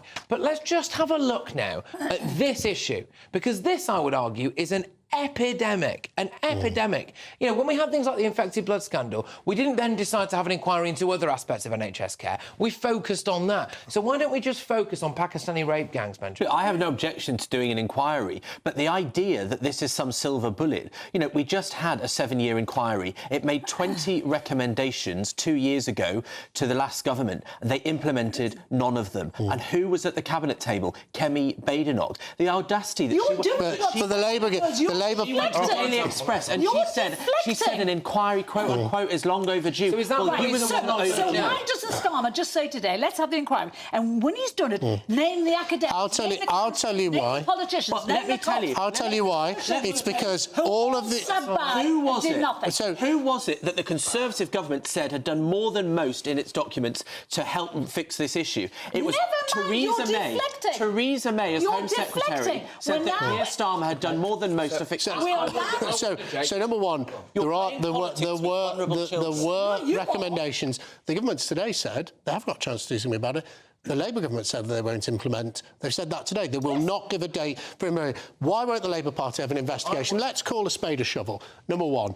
I'll tell you why they won't. Because all of these gangs, these 50 towns, were mainly... I did, actually. You can look at my record. Were mainly Labour councils. And the victims have said that they went and gave evidence to Labour councillors and they refused to believe them. Keir Starmer was DPP at the time, and people were not prosecuted when they should have been. This, like the post office, like the infected blood, this is a government cover-up of young, white, working-class girls being raped in towns up and down the country, and it needs to stop, and they can do something about it. Yeah, of course they are.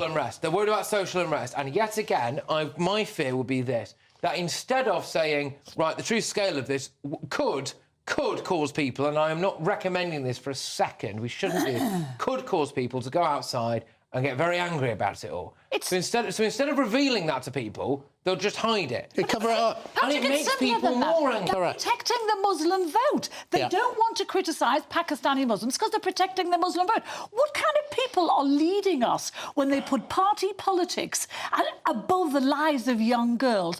Party politics and political correctness. No, of course they disagree. You disagree. And the people that are playing politics with this, people like Elon Musk, that don't have a clue. They couldn't point out Oldham or Rochdale on a map. No, all he wants to do is to whip up anger anger and hatred and unrest. He doesn't give a damn about those girls. And your intro... Why does he? Your intro named that case in which a victim didn't get her case heard because they said that they wouldn't look at a girl like her and believe her. That was why Keir Starmer, as Director of Public Prosecutions, rewrote the rules on how you deal with those children. If that's true, surely he'd welcome the inquiry. Why doesn't he welcome the inquiry? And who said he'd done a good job? The Conservative Justice Secretary, the Conservative Home Secretary. Benjamin, I'm more inclined to listen to victims. Attorney General. I'm more inclined to listen to victims. Well, that's exactly what he did. And I'm more inclined. You're more bothered about stirring up social unrest than dealing with this issue. And I think people that are tweeting this because they want to get attention out of it. Say that? You're deflecting again. It's ridiculous. I'm sorry. How dare you say that people... Jess Phillips has done more than any of us to help this. No, she has not. No, she has not. No, she had a chance. She blew it. She can talk about caring about this issue. She had a chance to help these young girls, and she didn't. And that's the end of it. As for Elon Musk, thank God he's in this round, because he's the one who's made everyone start talking about this again. If he hadn't done this, if he hadn't accused Starmer and all the rest of them, we wouldn't be talking about this tonight. And that's I'll just say again, thank God he's around. Just to bring this full circle. The offer is seriously there, all right? And I do think this is a good offer. I do think this is something that is actually in literally everybody's interest. Because, you know, Elon Musk has been, as I'm sure everyone has seen, you know, paying close attention to the output of this channel recently, and especially things that have been said on social media, and he's been engaging with this kind of thing. And I think it would be a fantastic opportunity for Elon to, you know, not just say what he's saying on X and whatever, but to have a conversation about this, you know, and do it on whatever platform, and in doing that, raising what I think will be a heck of a lot of money for a cause which he clearly cares about, which is, you know, young girls who've been systematically abused and raped by predominantly Pakistani rape gangs across the country, that Maggie Oliver Foundation. So I hope he takes me up on this offer. I really would hope. You know what's terrifying, Patrick? You know, when powerful Muslims in this country see the way this government is dealing with this and the way past governments have, nothing is going to change. Nothing is going to stop. The abuse will not stop. Maggie Oliver knows that. That's why she's actually attacking politicians personally. She knows nothing's going to change. We owe it to the young women of this country to make this change. Yeah. All right. Fair enough. Well, look, OK, there we go. Obviously, you know, incredibly hard-hitting topic at the start there, but an important one nonetheless. And thank you very much all for getting stuck in on that. So there we go. Look, coming up, I'm going to be going through tomorrow's front pages, hot off the press. But one of the two candidates vying to lead the Muslim Council of Britain has previously praised Iran, whilst the other described the New Year celebrations as being pagan. There's more to that as well, believe it or not. But I'm going to be speaking to a chap called Khalid Mahmood, former Labour MP. It was actually called This Deeply Disturbing, so stay tuned for that.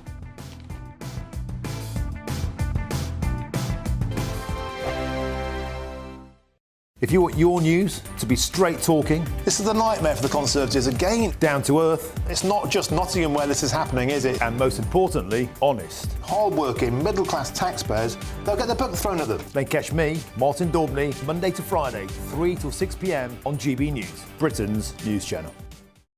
Thank you, Britain. Thank you for watching. Thank you for listening. Thanks for subscribing. Thank you for your support.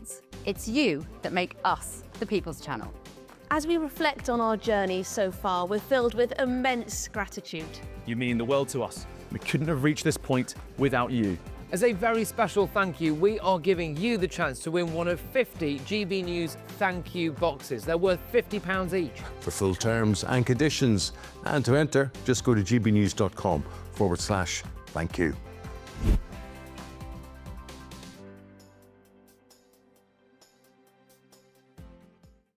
Every Saturday, 10 till 12, we'll bring you all of the news that you need to know. We'll also remind you there is so much to smile about. It's my favourite time of the week. I get to relax, enjoy some light-hearted stories, and let Ellie teach me about fashion too. That's Saturday Morning Live, every Saturday, 10 till 12. Only on GB News, Britain's news channel. This is GB News, Britain's news channel. The BBC has been branded jaw-achingly stupid, not by me, by the way, over its decision to cast black and ethnic minority actors in the historical drama of Wolf Hall. Now, is this a forward-thinking idea or nonsense? Are we rewriting history? Henry, I mean, the Tudors were real-life people. Mm-hmm. They were pretty much white. Well, some of these shows depart so much from historical context anyway that maybe it doesn't make any difference. But I think just generally, we've got a problem in this country with portraying history in its correct sense. You can't change history.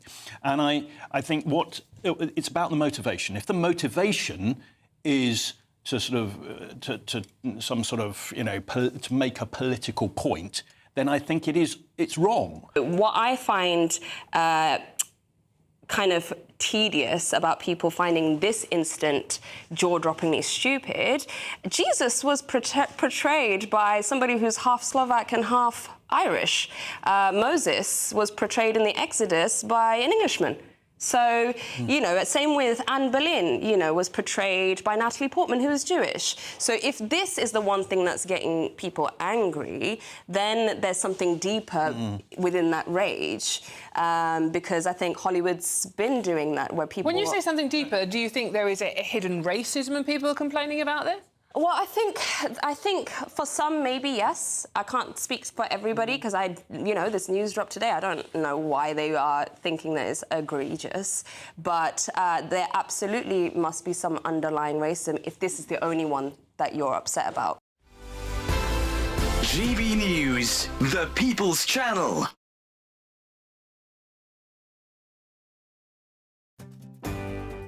I'm Michael Portillo. This is GB News, the People's Channel, Britain's news channel.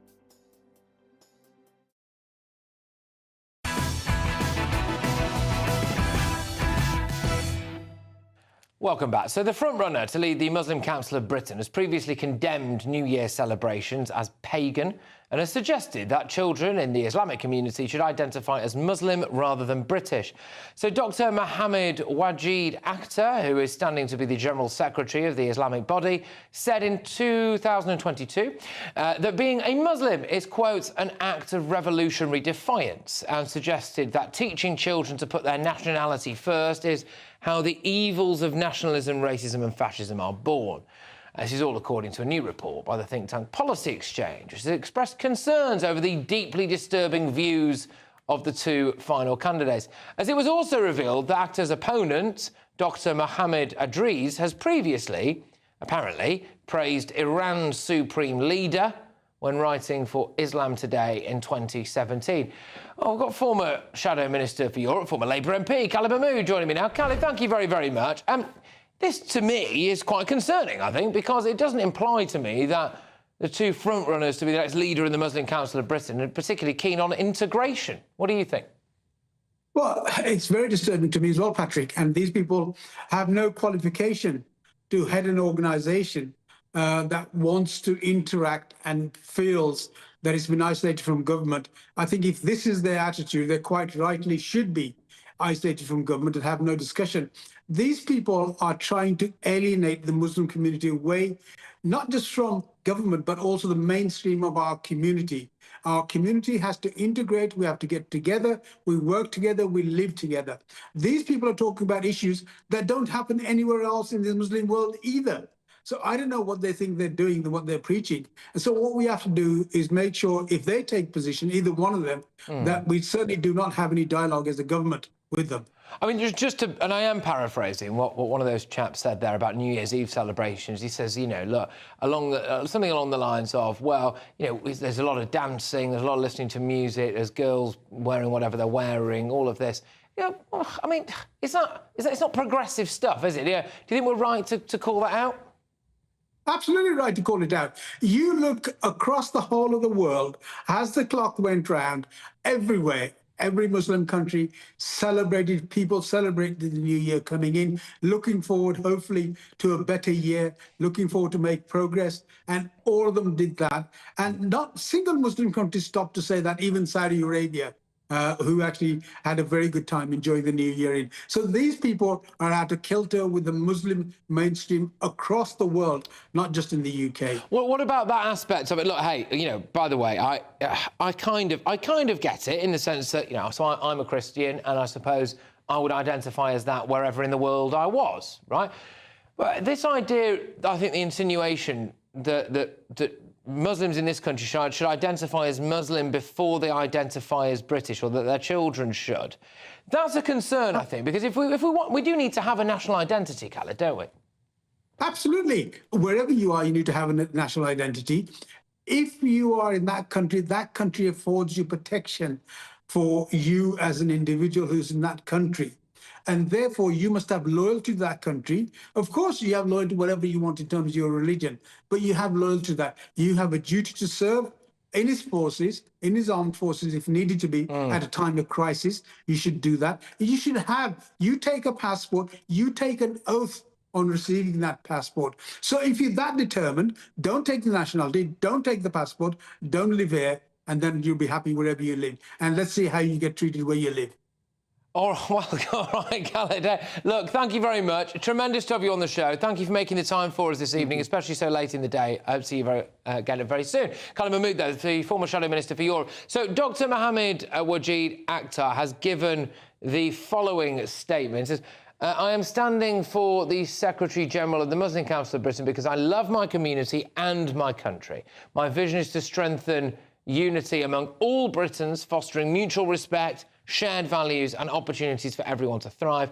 Any attempt to misrepresent my views or intentions is not only misleading, but deeply unfounded. And the Muslim Council of Britain has responded as well with this, saying the policy exchange has a long history of hostility towards British Muslims. Khaled Mahmood, who you just heard from there, a politician rejected by his own electorate, appears intent on targeting his own community to gain favour with those who seek to marginalise us. We trust our affiliates will scrutinise candidates thoroughly in the weeks ahead through the democratic process. Sometimes you can tell a lot from a right of reply, can't you? But anyway, coming up, another day in the capital for what happens next.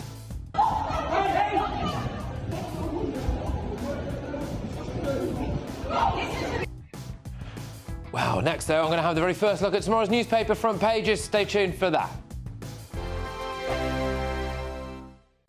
Yes, it's time for your latest weather update from the Met Office here on GB News. Good evening to you. Turning icy out there as temperatures fall away sharply. Some places continuing to see some snow showers as well. Low pressure clearing away out into the North Sea. That's what brought all the snow over the weekends. But behind it, the air is still coming down from the Arctic. Snow showers across northern Scotland. A mixture of rain, sleet and snow. Hail showers for Northern Ireland, Wales and southwest England. But any kind of shower could turn things quite icy as we see those temperatures falling down below freezing, -1, -2, even in towns and cities, rural spots below. Across parts of Scotland, well below, -6, -8 perhaps, across parts of southwest Scotland. In northern Scotland, maybe not quite as cold because here it'll be windy still and plenty more snow showers coming in here also. So again, accumulations likely across parts of northern Scotland. We could also see a covering through the night and in the morning across parts of Northern Ireland.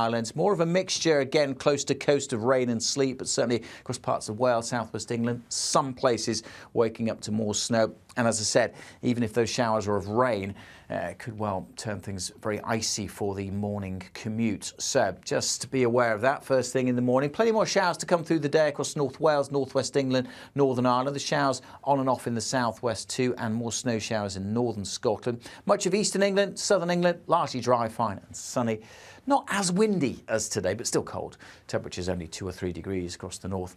6 or 7 further south. A hard frost on Tuesday night. And then on Wednesday, well, many places dry, fine and bright. But down to the south, we need to keep our eyes on this. It's not a guarantee, but if this wet weather hits the colder conditions across southern parts of England, we could see some further significant snowfall. One to watch at this stage. Met Office warnings and all the Environmental Agency flood warnings are on the websites.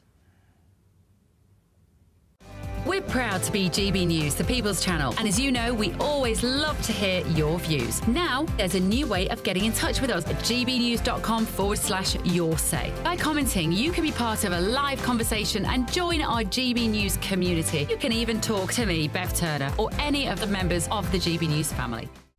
Every Saturday, 10 till 12, we'll bring you all of the news that you need to know. We'll also remind you there is so much to smile about. It's my favourite time of the week. I get to relax, enjoy some light-hearted stories and let Ellie teach me about fashion too. That's Saturday Morning Live, every Saturday, 10 till 12. Only on GB News, Britain's news channel.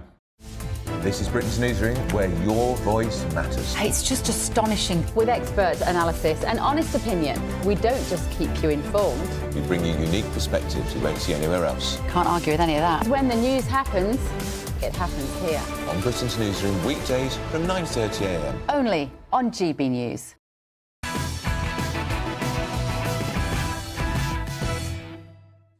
Welcome back, everybody. I've got the very first look at tomorrow's newspaper front pages for you now, so let's do those. We start with the Daily Star, apparently, this evening. So, 23 lucky boozers holed up in Britain's highest pub for 3 nights. Oh, fantastic. You want some ice with that? So apparently almost 24 drinkers have been snowed in the highest pub in North Yorkshire for 3 nights. Do you think, I'm not being funny, do you think they accidentally went there? Oh, heavy snowfall. Oh, I better nip to the pub and we'll leave the car. All right, let's go to the Metro. NHS reset overshadowed by Musk row, X Factor spat hits Starmer. That's, of course, a story we've covered in quite a lot of detail tonight. PM condemns Musk for lies and misinformation on abuse cases. Trudeau to step down as well as Canada's Prime Minister. That's in The Guardian. The iPaper, they've gone for NHS will send extra 2.5 million patients to private hospitals in urgent attempts to cut waiting lists. The Daily Express, Starmer out of touch on rape gang scandal. That is by Steph Spiro there, who is the new deputy political editor at the Daily Express, and well done, Steph. She's done great work here at GB News as well. The Daily Telegraph, Starmer calls for grooming probe are far right, and which is a ridiculous thing to say, isn't it? But that picture story there is a very sad looking, and you might not recognise him because he's not done blackface. But that was Justin Trudeau. I know. And he has quit. And just very quickly, before I get into my press pack, we're going to take you to Toronto, winners, because we've got Canadian journalist here, Mark Slapinski. Mark, thank you very, very much. Great to have you on the show. Thank you for joining us. So, good riddance? I think so. I can speak for a lot of Canadians when I say that I'm glad that Trudeau is gone.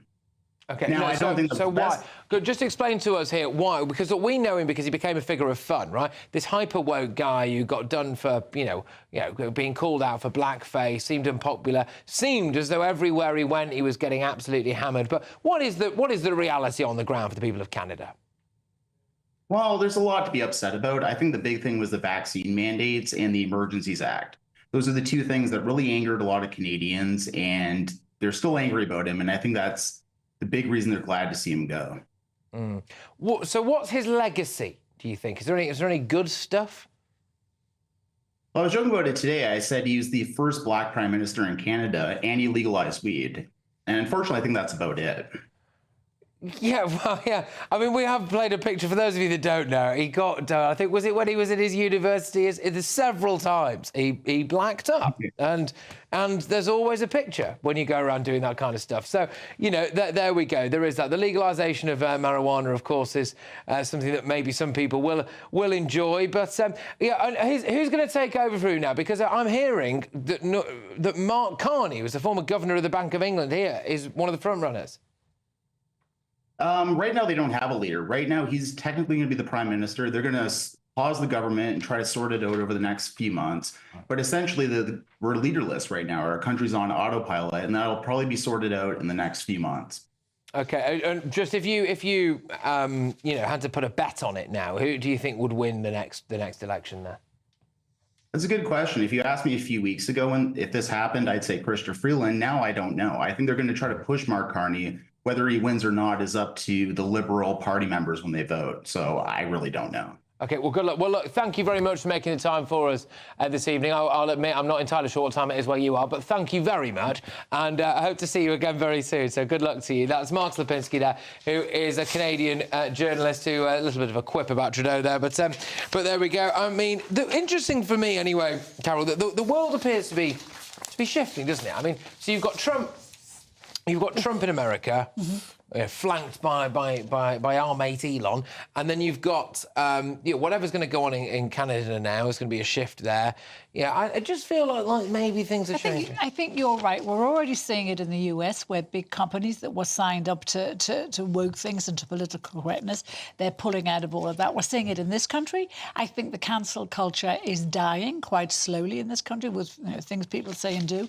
There's not the reaction there used to be. I think it is changing. I think people have had enough. And the companies and the institutions that signed up to this woke political correctness, the kind of political correctness that saw young girls being raped and defiled for years, that kind of political correctness, I think, is fast disappearing now.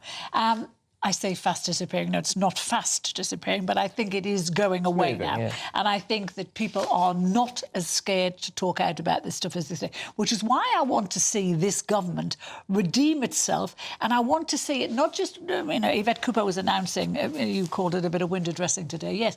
What we need to do is find out the people who were at the centre of all of this all these years ago, the academics, the counsellors, the politicians, the social workers, all of these people, name them and shame them. Because a lot of them are now going to be living very pleasant lives on their big fat pensions, and some of them will have been honoured, I'm sure, by governments, whatever. They're living very nice lives. These girls' lives are ruined. And until Starmer calls for this inquiry, we are treating these defiled girls as the white trash that the Pakistani men, the same way they treated them. We are treating them just as badly.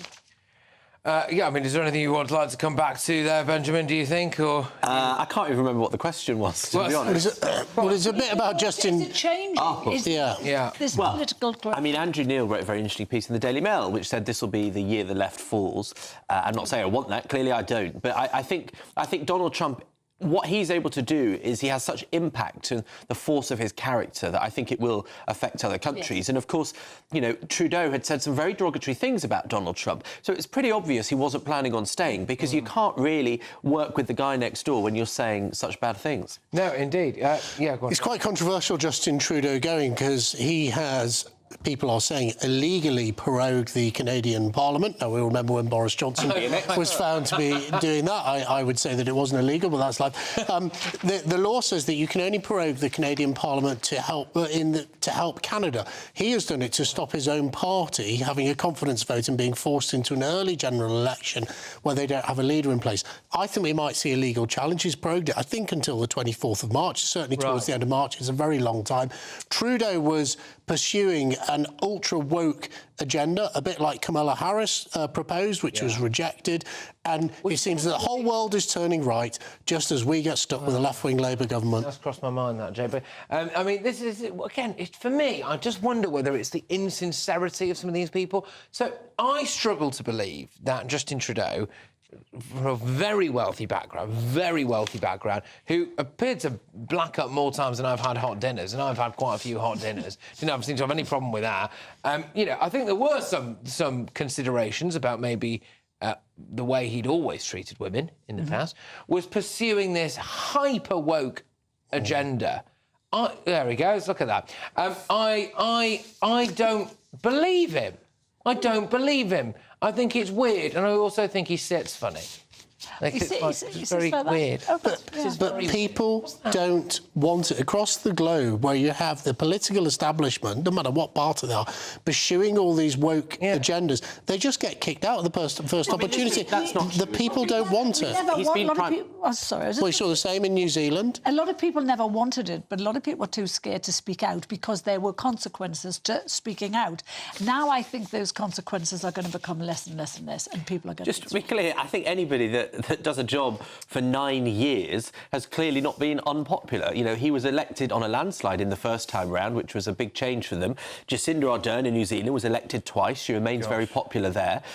Someone stepping down after... Jacinda Ardern is not popular. One of the longest-serving Canadian Prime Ministers has been at 9 years. OK, I think the idea that he wasn't popular is obviously false. It is a tough job as well. Look, I'm not sitting here saying it's easy. I mean, it's not a particularly nice... a nice gig to get. And very few people ever emerge from politics well. Don't they, Jake? Thanks, man. Thanks. Very few. One of the few, obviously. No, right, OK, I was only pulling your leg. Right, it's time now for the biggest and greatest Great British giveaway this year. Your chance to win 50 grand in cold, hard, tax-free cash. Here's how. It's the biggest, greatest Great British giveaway so far, with your chance to win a spectacular £50,000 in tax-free cash. 2025 could be amazing, with plenty of treats, holidays and fun on the horizon. How would you enjoy that cash? £50,000 will make someone our biggest ever winner. For another chance to win £50,000 cash, text cash to 63232. One entry costs £2 plus one standard network rate message, or text bonus to 63232. 5 entries cost £5 plus one standard network rate message. Go to gbnews.com/win. Entries start from just £2. You can call 0903 681 3232. Calls cost £2 plus your network access charge, or post your name and number to GB10 PO Box 8690 Derby DE1 9TT. UK only. Entrants must be 18 or over. Lines close at 6 p.m. on the 31st of January. Please check the closing time if listening or watching on demand. Good luck.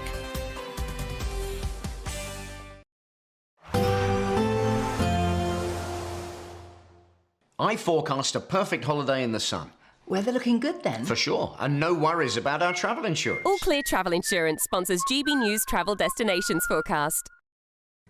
After a wet few days across some parts of Spain and Portugal, it is going to become drier. However, rain will arrive across parts of Italy and Greece. A dry picture for the Canary Islands and Madeira as well. Plenty of sunny spells. Similar picture across southern parts of Spain and Portugal. However, parts of Italy stretching across to Greece and perhaps Turkey as well. Increasing cloud here, some outbreaks of rain, feeling cooler as well. The outlook, though, is for it to become much drier and sunnier. All Clear Travel Insurance sponsors GB News Travel Destinations Forecast. Sunday with Michael Portillo from 11, only on GB News. In 2020, after almost 80 years, Oxford University's Pitt Rivers Museum removed its famous collection of shrunken heads with sewn-up lips and eyes made by the South American Shuar and Ashwar people. How do museums decide what should be shown and what should be confined to storage? Can controversial exhibits be left on display with suitable contextualisation in captions? Who would want to be a curator facing such controversial questions? For review, I'm delighted to be joined by journalist Eitan Smallman. Welcome to GB News.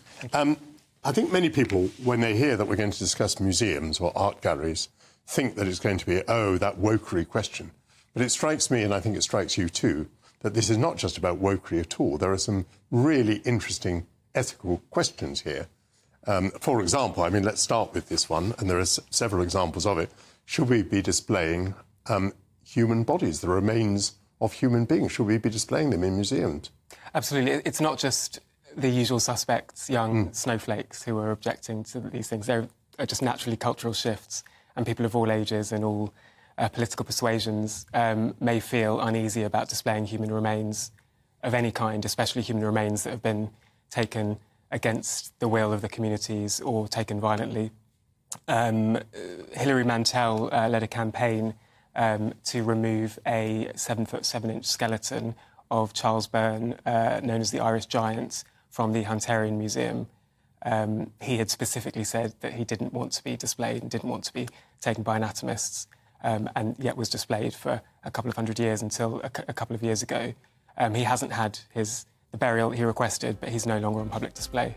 GB News, the People's Channel.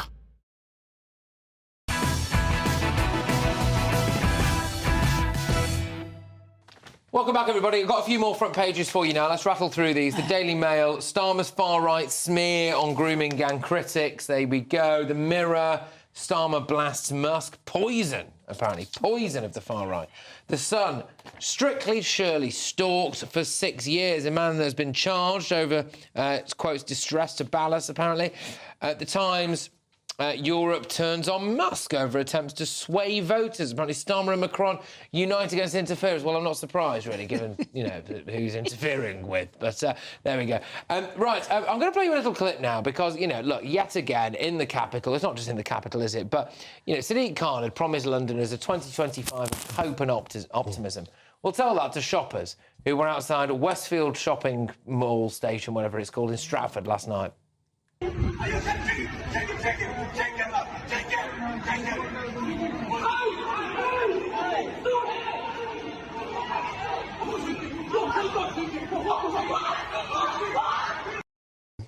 honestly, this is what people were saying. This is why they were joking that maybe King Charles should knight him with a machete, because they're everywhere. They're absolutely everywhere. You're just outside, you're going shopping, bang, there you go. Kids stabbing each other with machetes. Welcome to our capital city. Fantastic. On that cheery note, let's reveal today's greatest Britain and Union Jack. Right, mine's Maggie Oliver, who knows she's former Manchester police detective, whistleblower on the Rochdale Peter gang scandal, for calling out Starmer this week, saying he's as guilty as anyone over this. She wants an independent inquiry. As you pointed out earlier, she now runs an organisation that supports abuse victims. Yep. And talking of Sir Sadiq, Sadiq Khan gets honoured, gets a gong in this year's honours list. Maggie Oliver, who's done more for abuse victims than most of the people in this country, gets knout. OK. Benjamin? My greatest Britain is Keir Starmer for doing more than all the people, or many of the people that are putting heat rather than light on this. And he was absolutely right about the far right jumping on the bandwagon. OK. Wow. Right, well, my greatest Britain is of this parish, Charlie Peters, who has done brilliant work. We wouldn't be talking about this tonight. Elon Musk wouldn't have been talking about it if we didn't have brilliant journalists at GB News constantly trying to bring to public attention the disgrace of these grooming gangs. Well done, Charlie. Now, as regular viewers will know, I think I gave Charlie the award on Friday, so we'll give it to Maggie Oliver this time round for all that good work. And again, Mr. Musk, if you're watching that offer there, let's have that chat, you and I, to raise money for the Maggie Oliver Foundation. We could make a lot of money for them. Very quickly, sorry. Right. Those stupid couples in North London who told families who've been terrorised by drug gangs that they should play classical music to scare them off. Now, just to give you a taste of these kind of drug dealers, one of them told a local that they're going to be shot and chopped up. So apparently, a bit of Mozart. A bit of Wagner, I think. Wagner. Told them not to play it too loud because it might aggravate them as well. Well, that's a pretty good one. My Union Jackass is Elon Musk for interfering in British politics. OK, go on.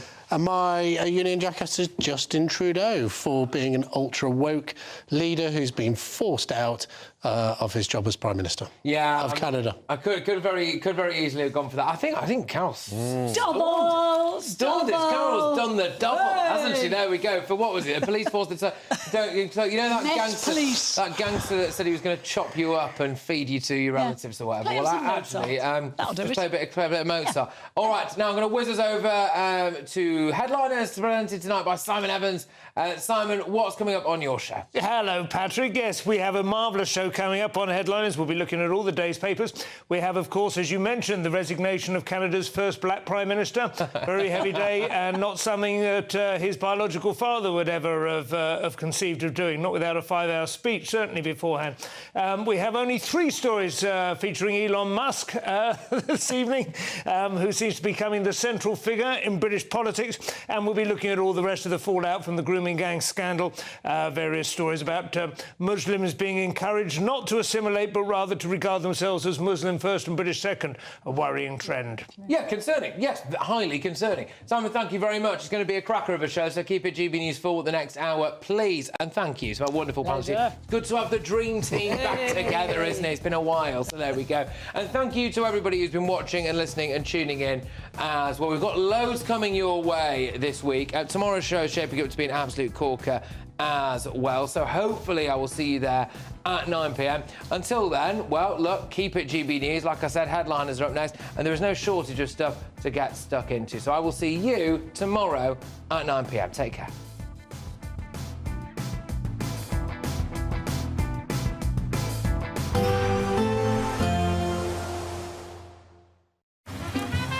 Despite the morning rain, it'll be a nice, warm, cosy day ahead.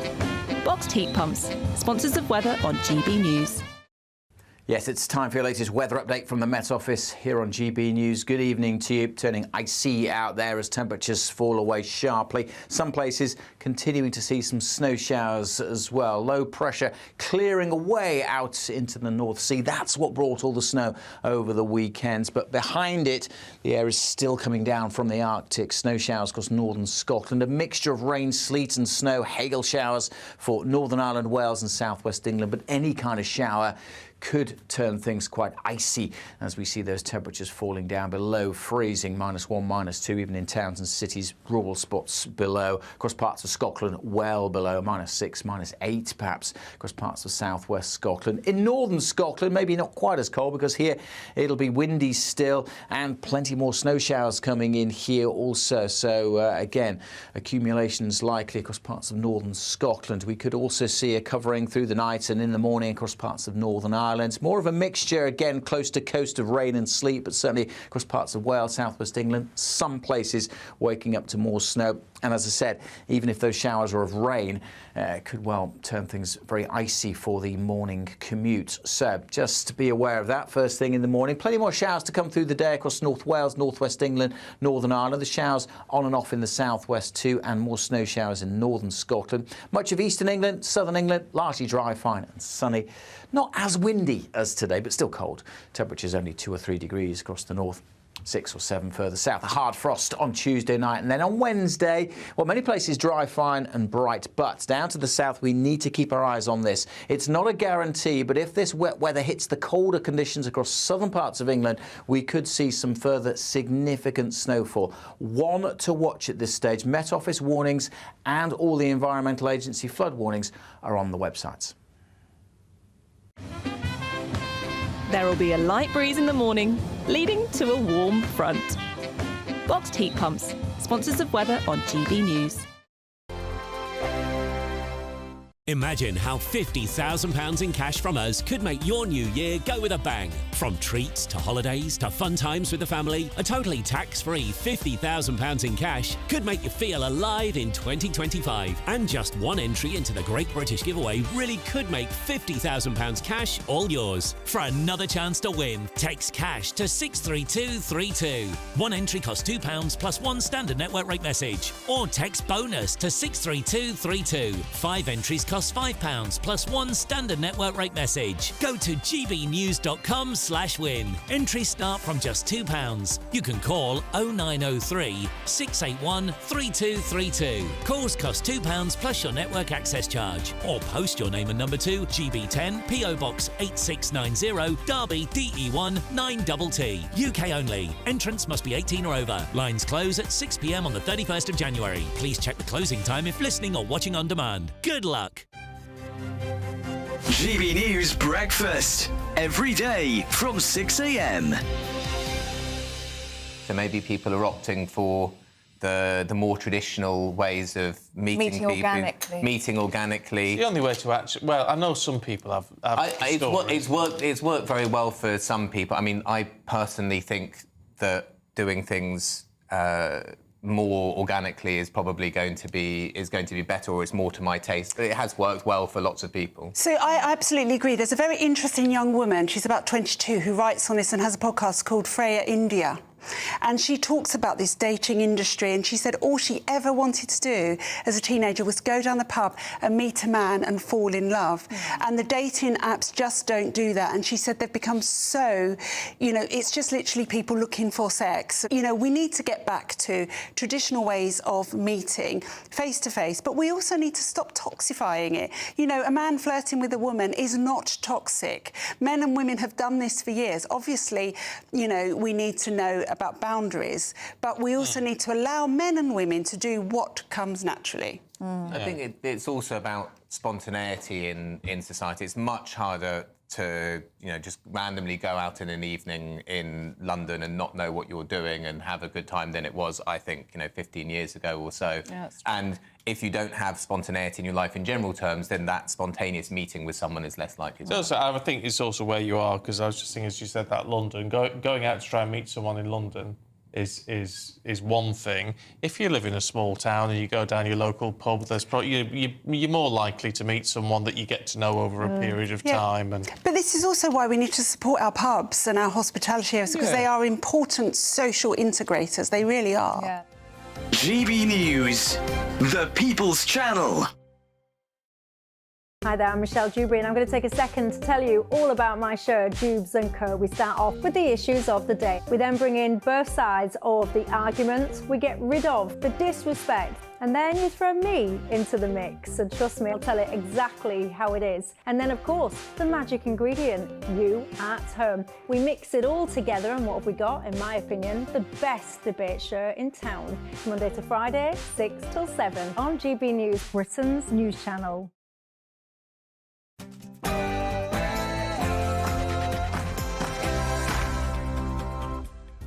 Hello, it's 11 o'clock, which means it's time for tomorrow's newspapers. Tonight, join us over the next hour to find out who has offered to save Britain from tyranny, who's getting into firearms, and who are the latest group to leave X. I'm Simon Evans. Tonight I've got comedians Leo Kearse and Kerry Marks taking you through Tuesday's top stories. This is Headliners.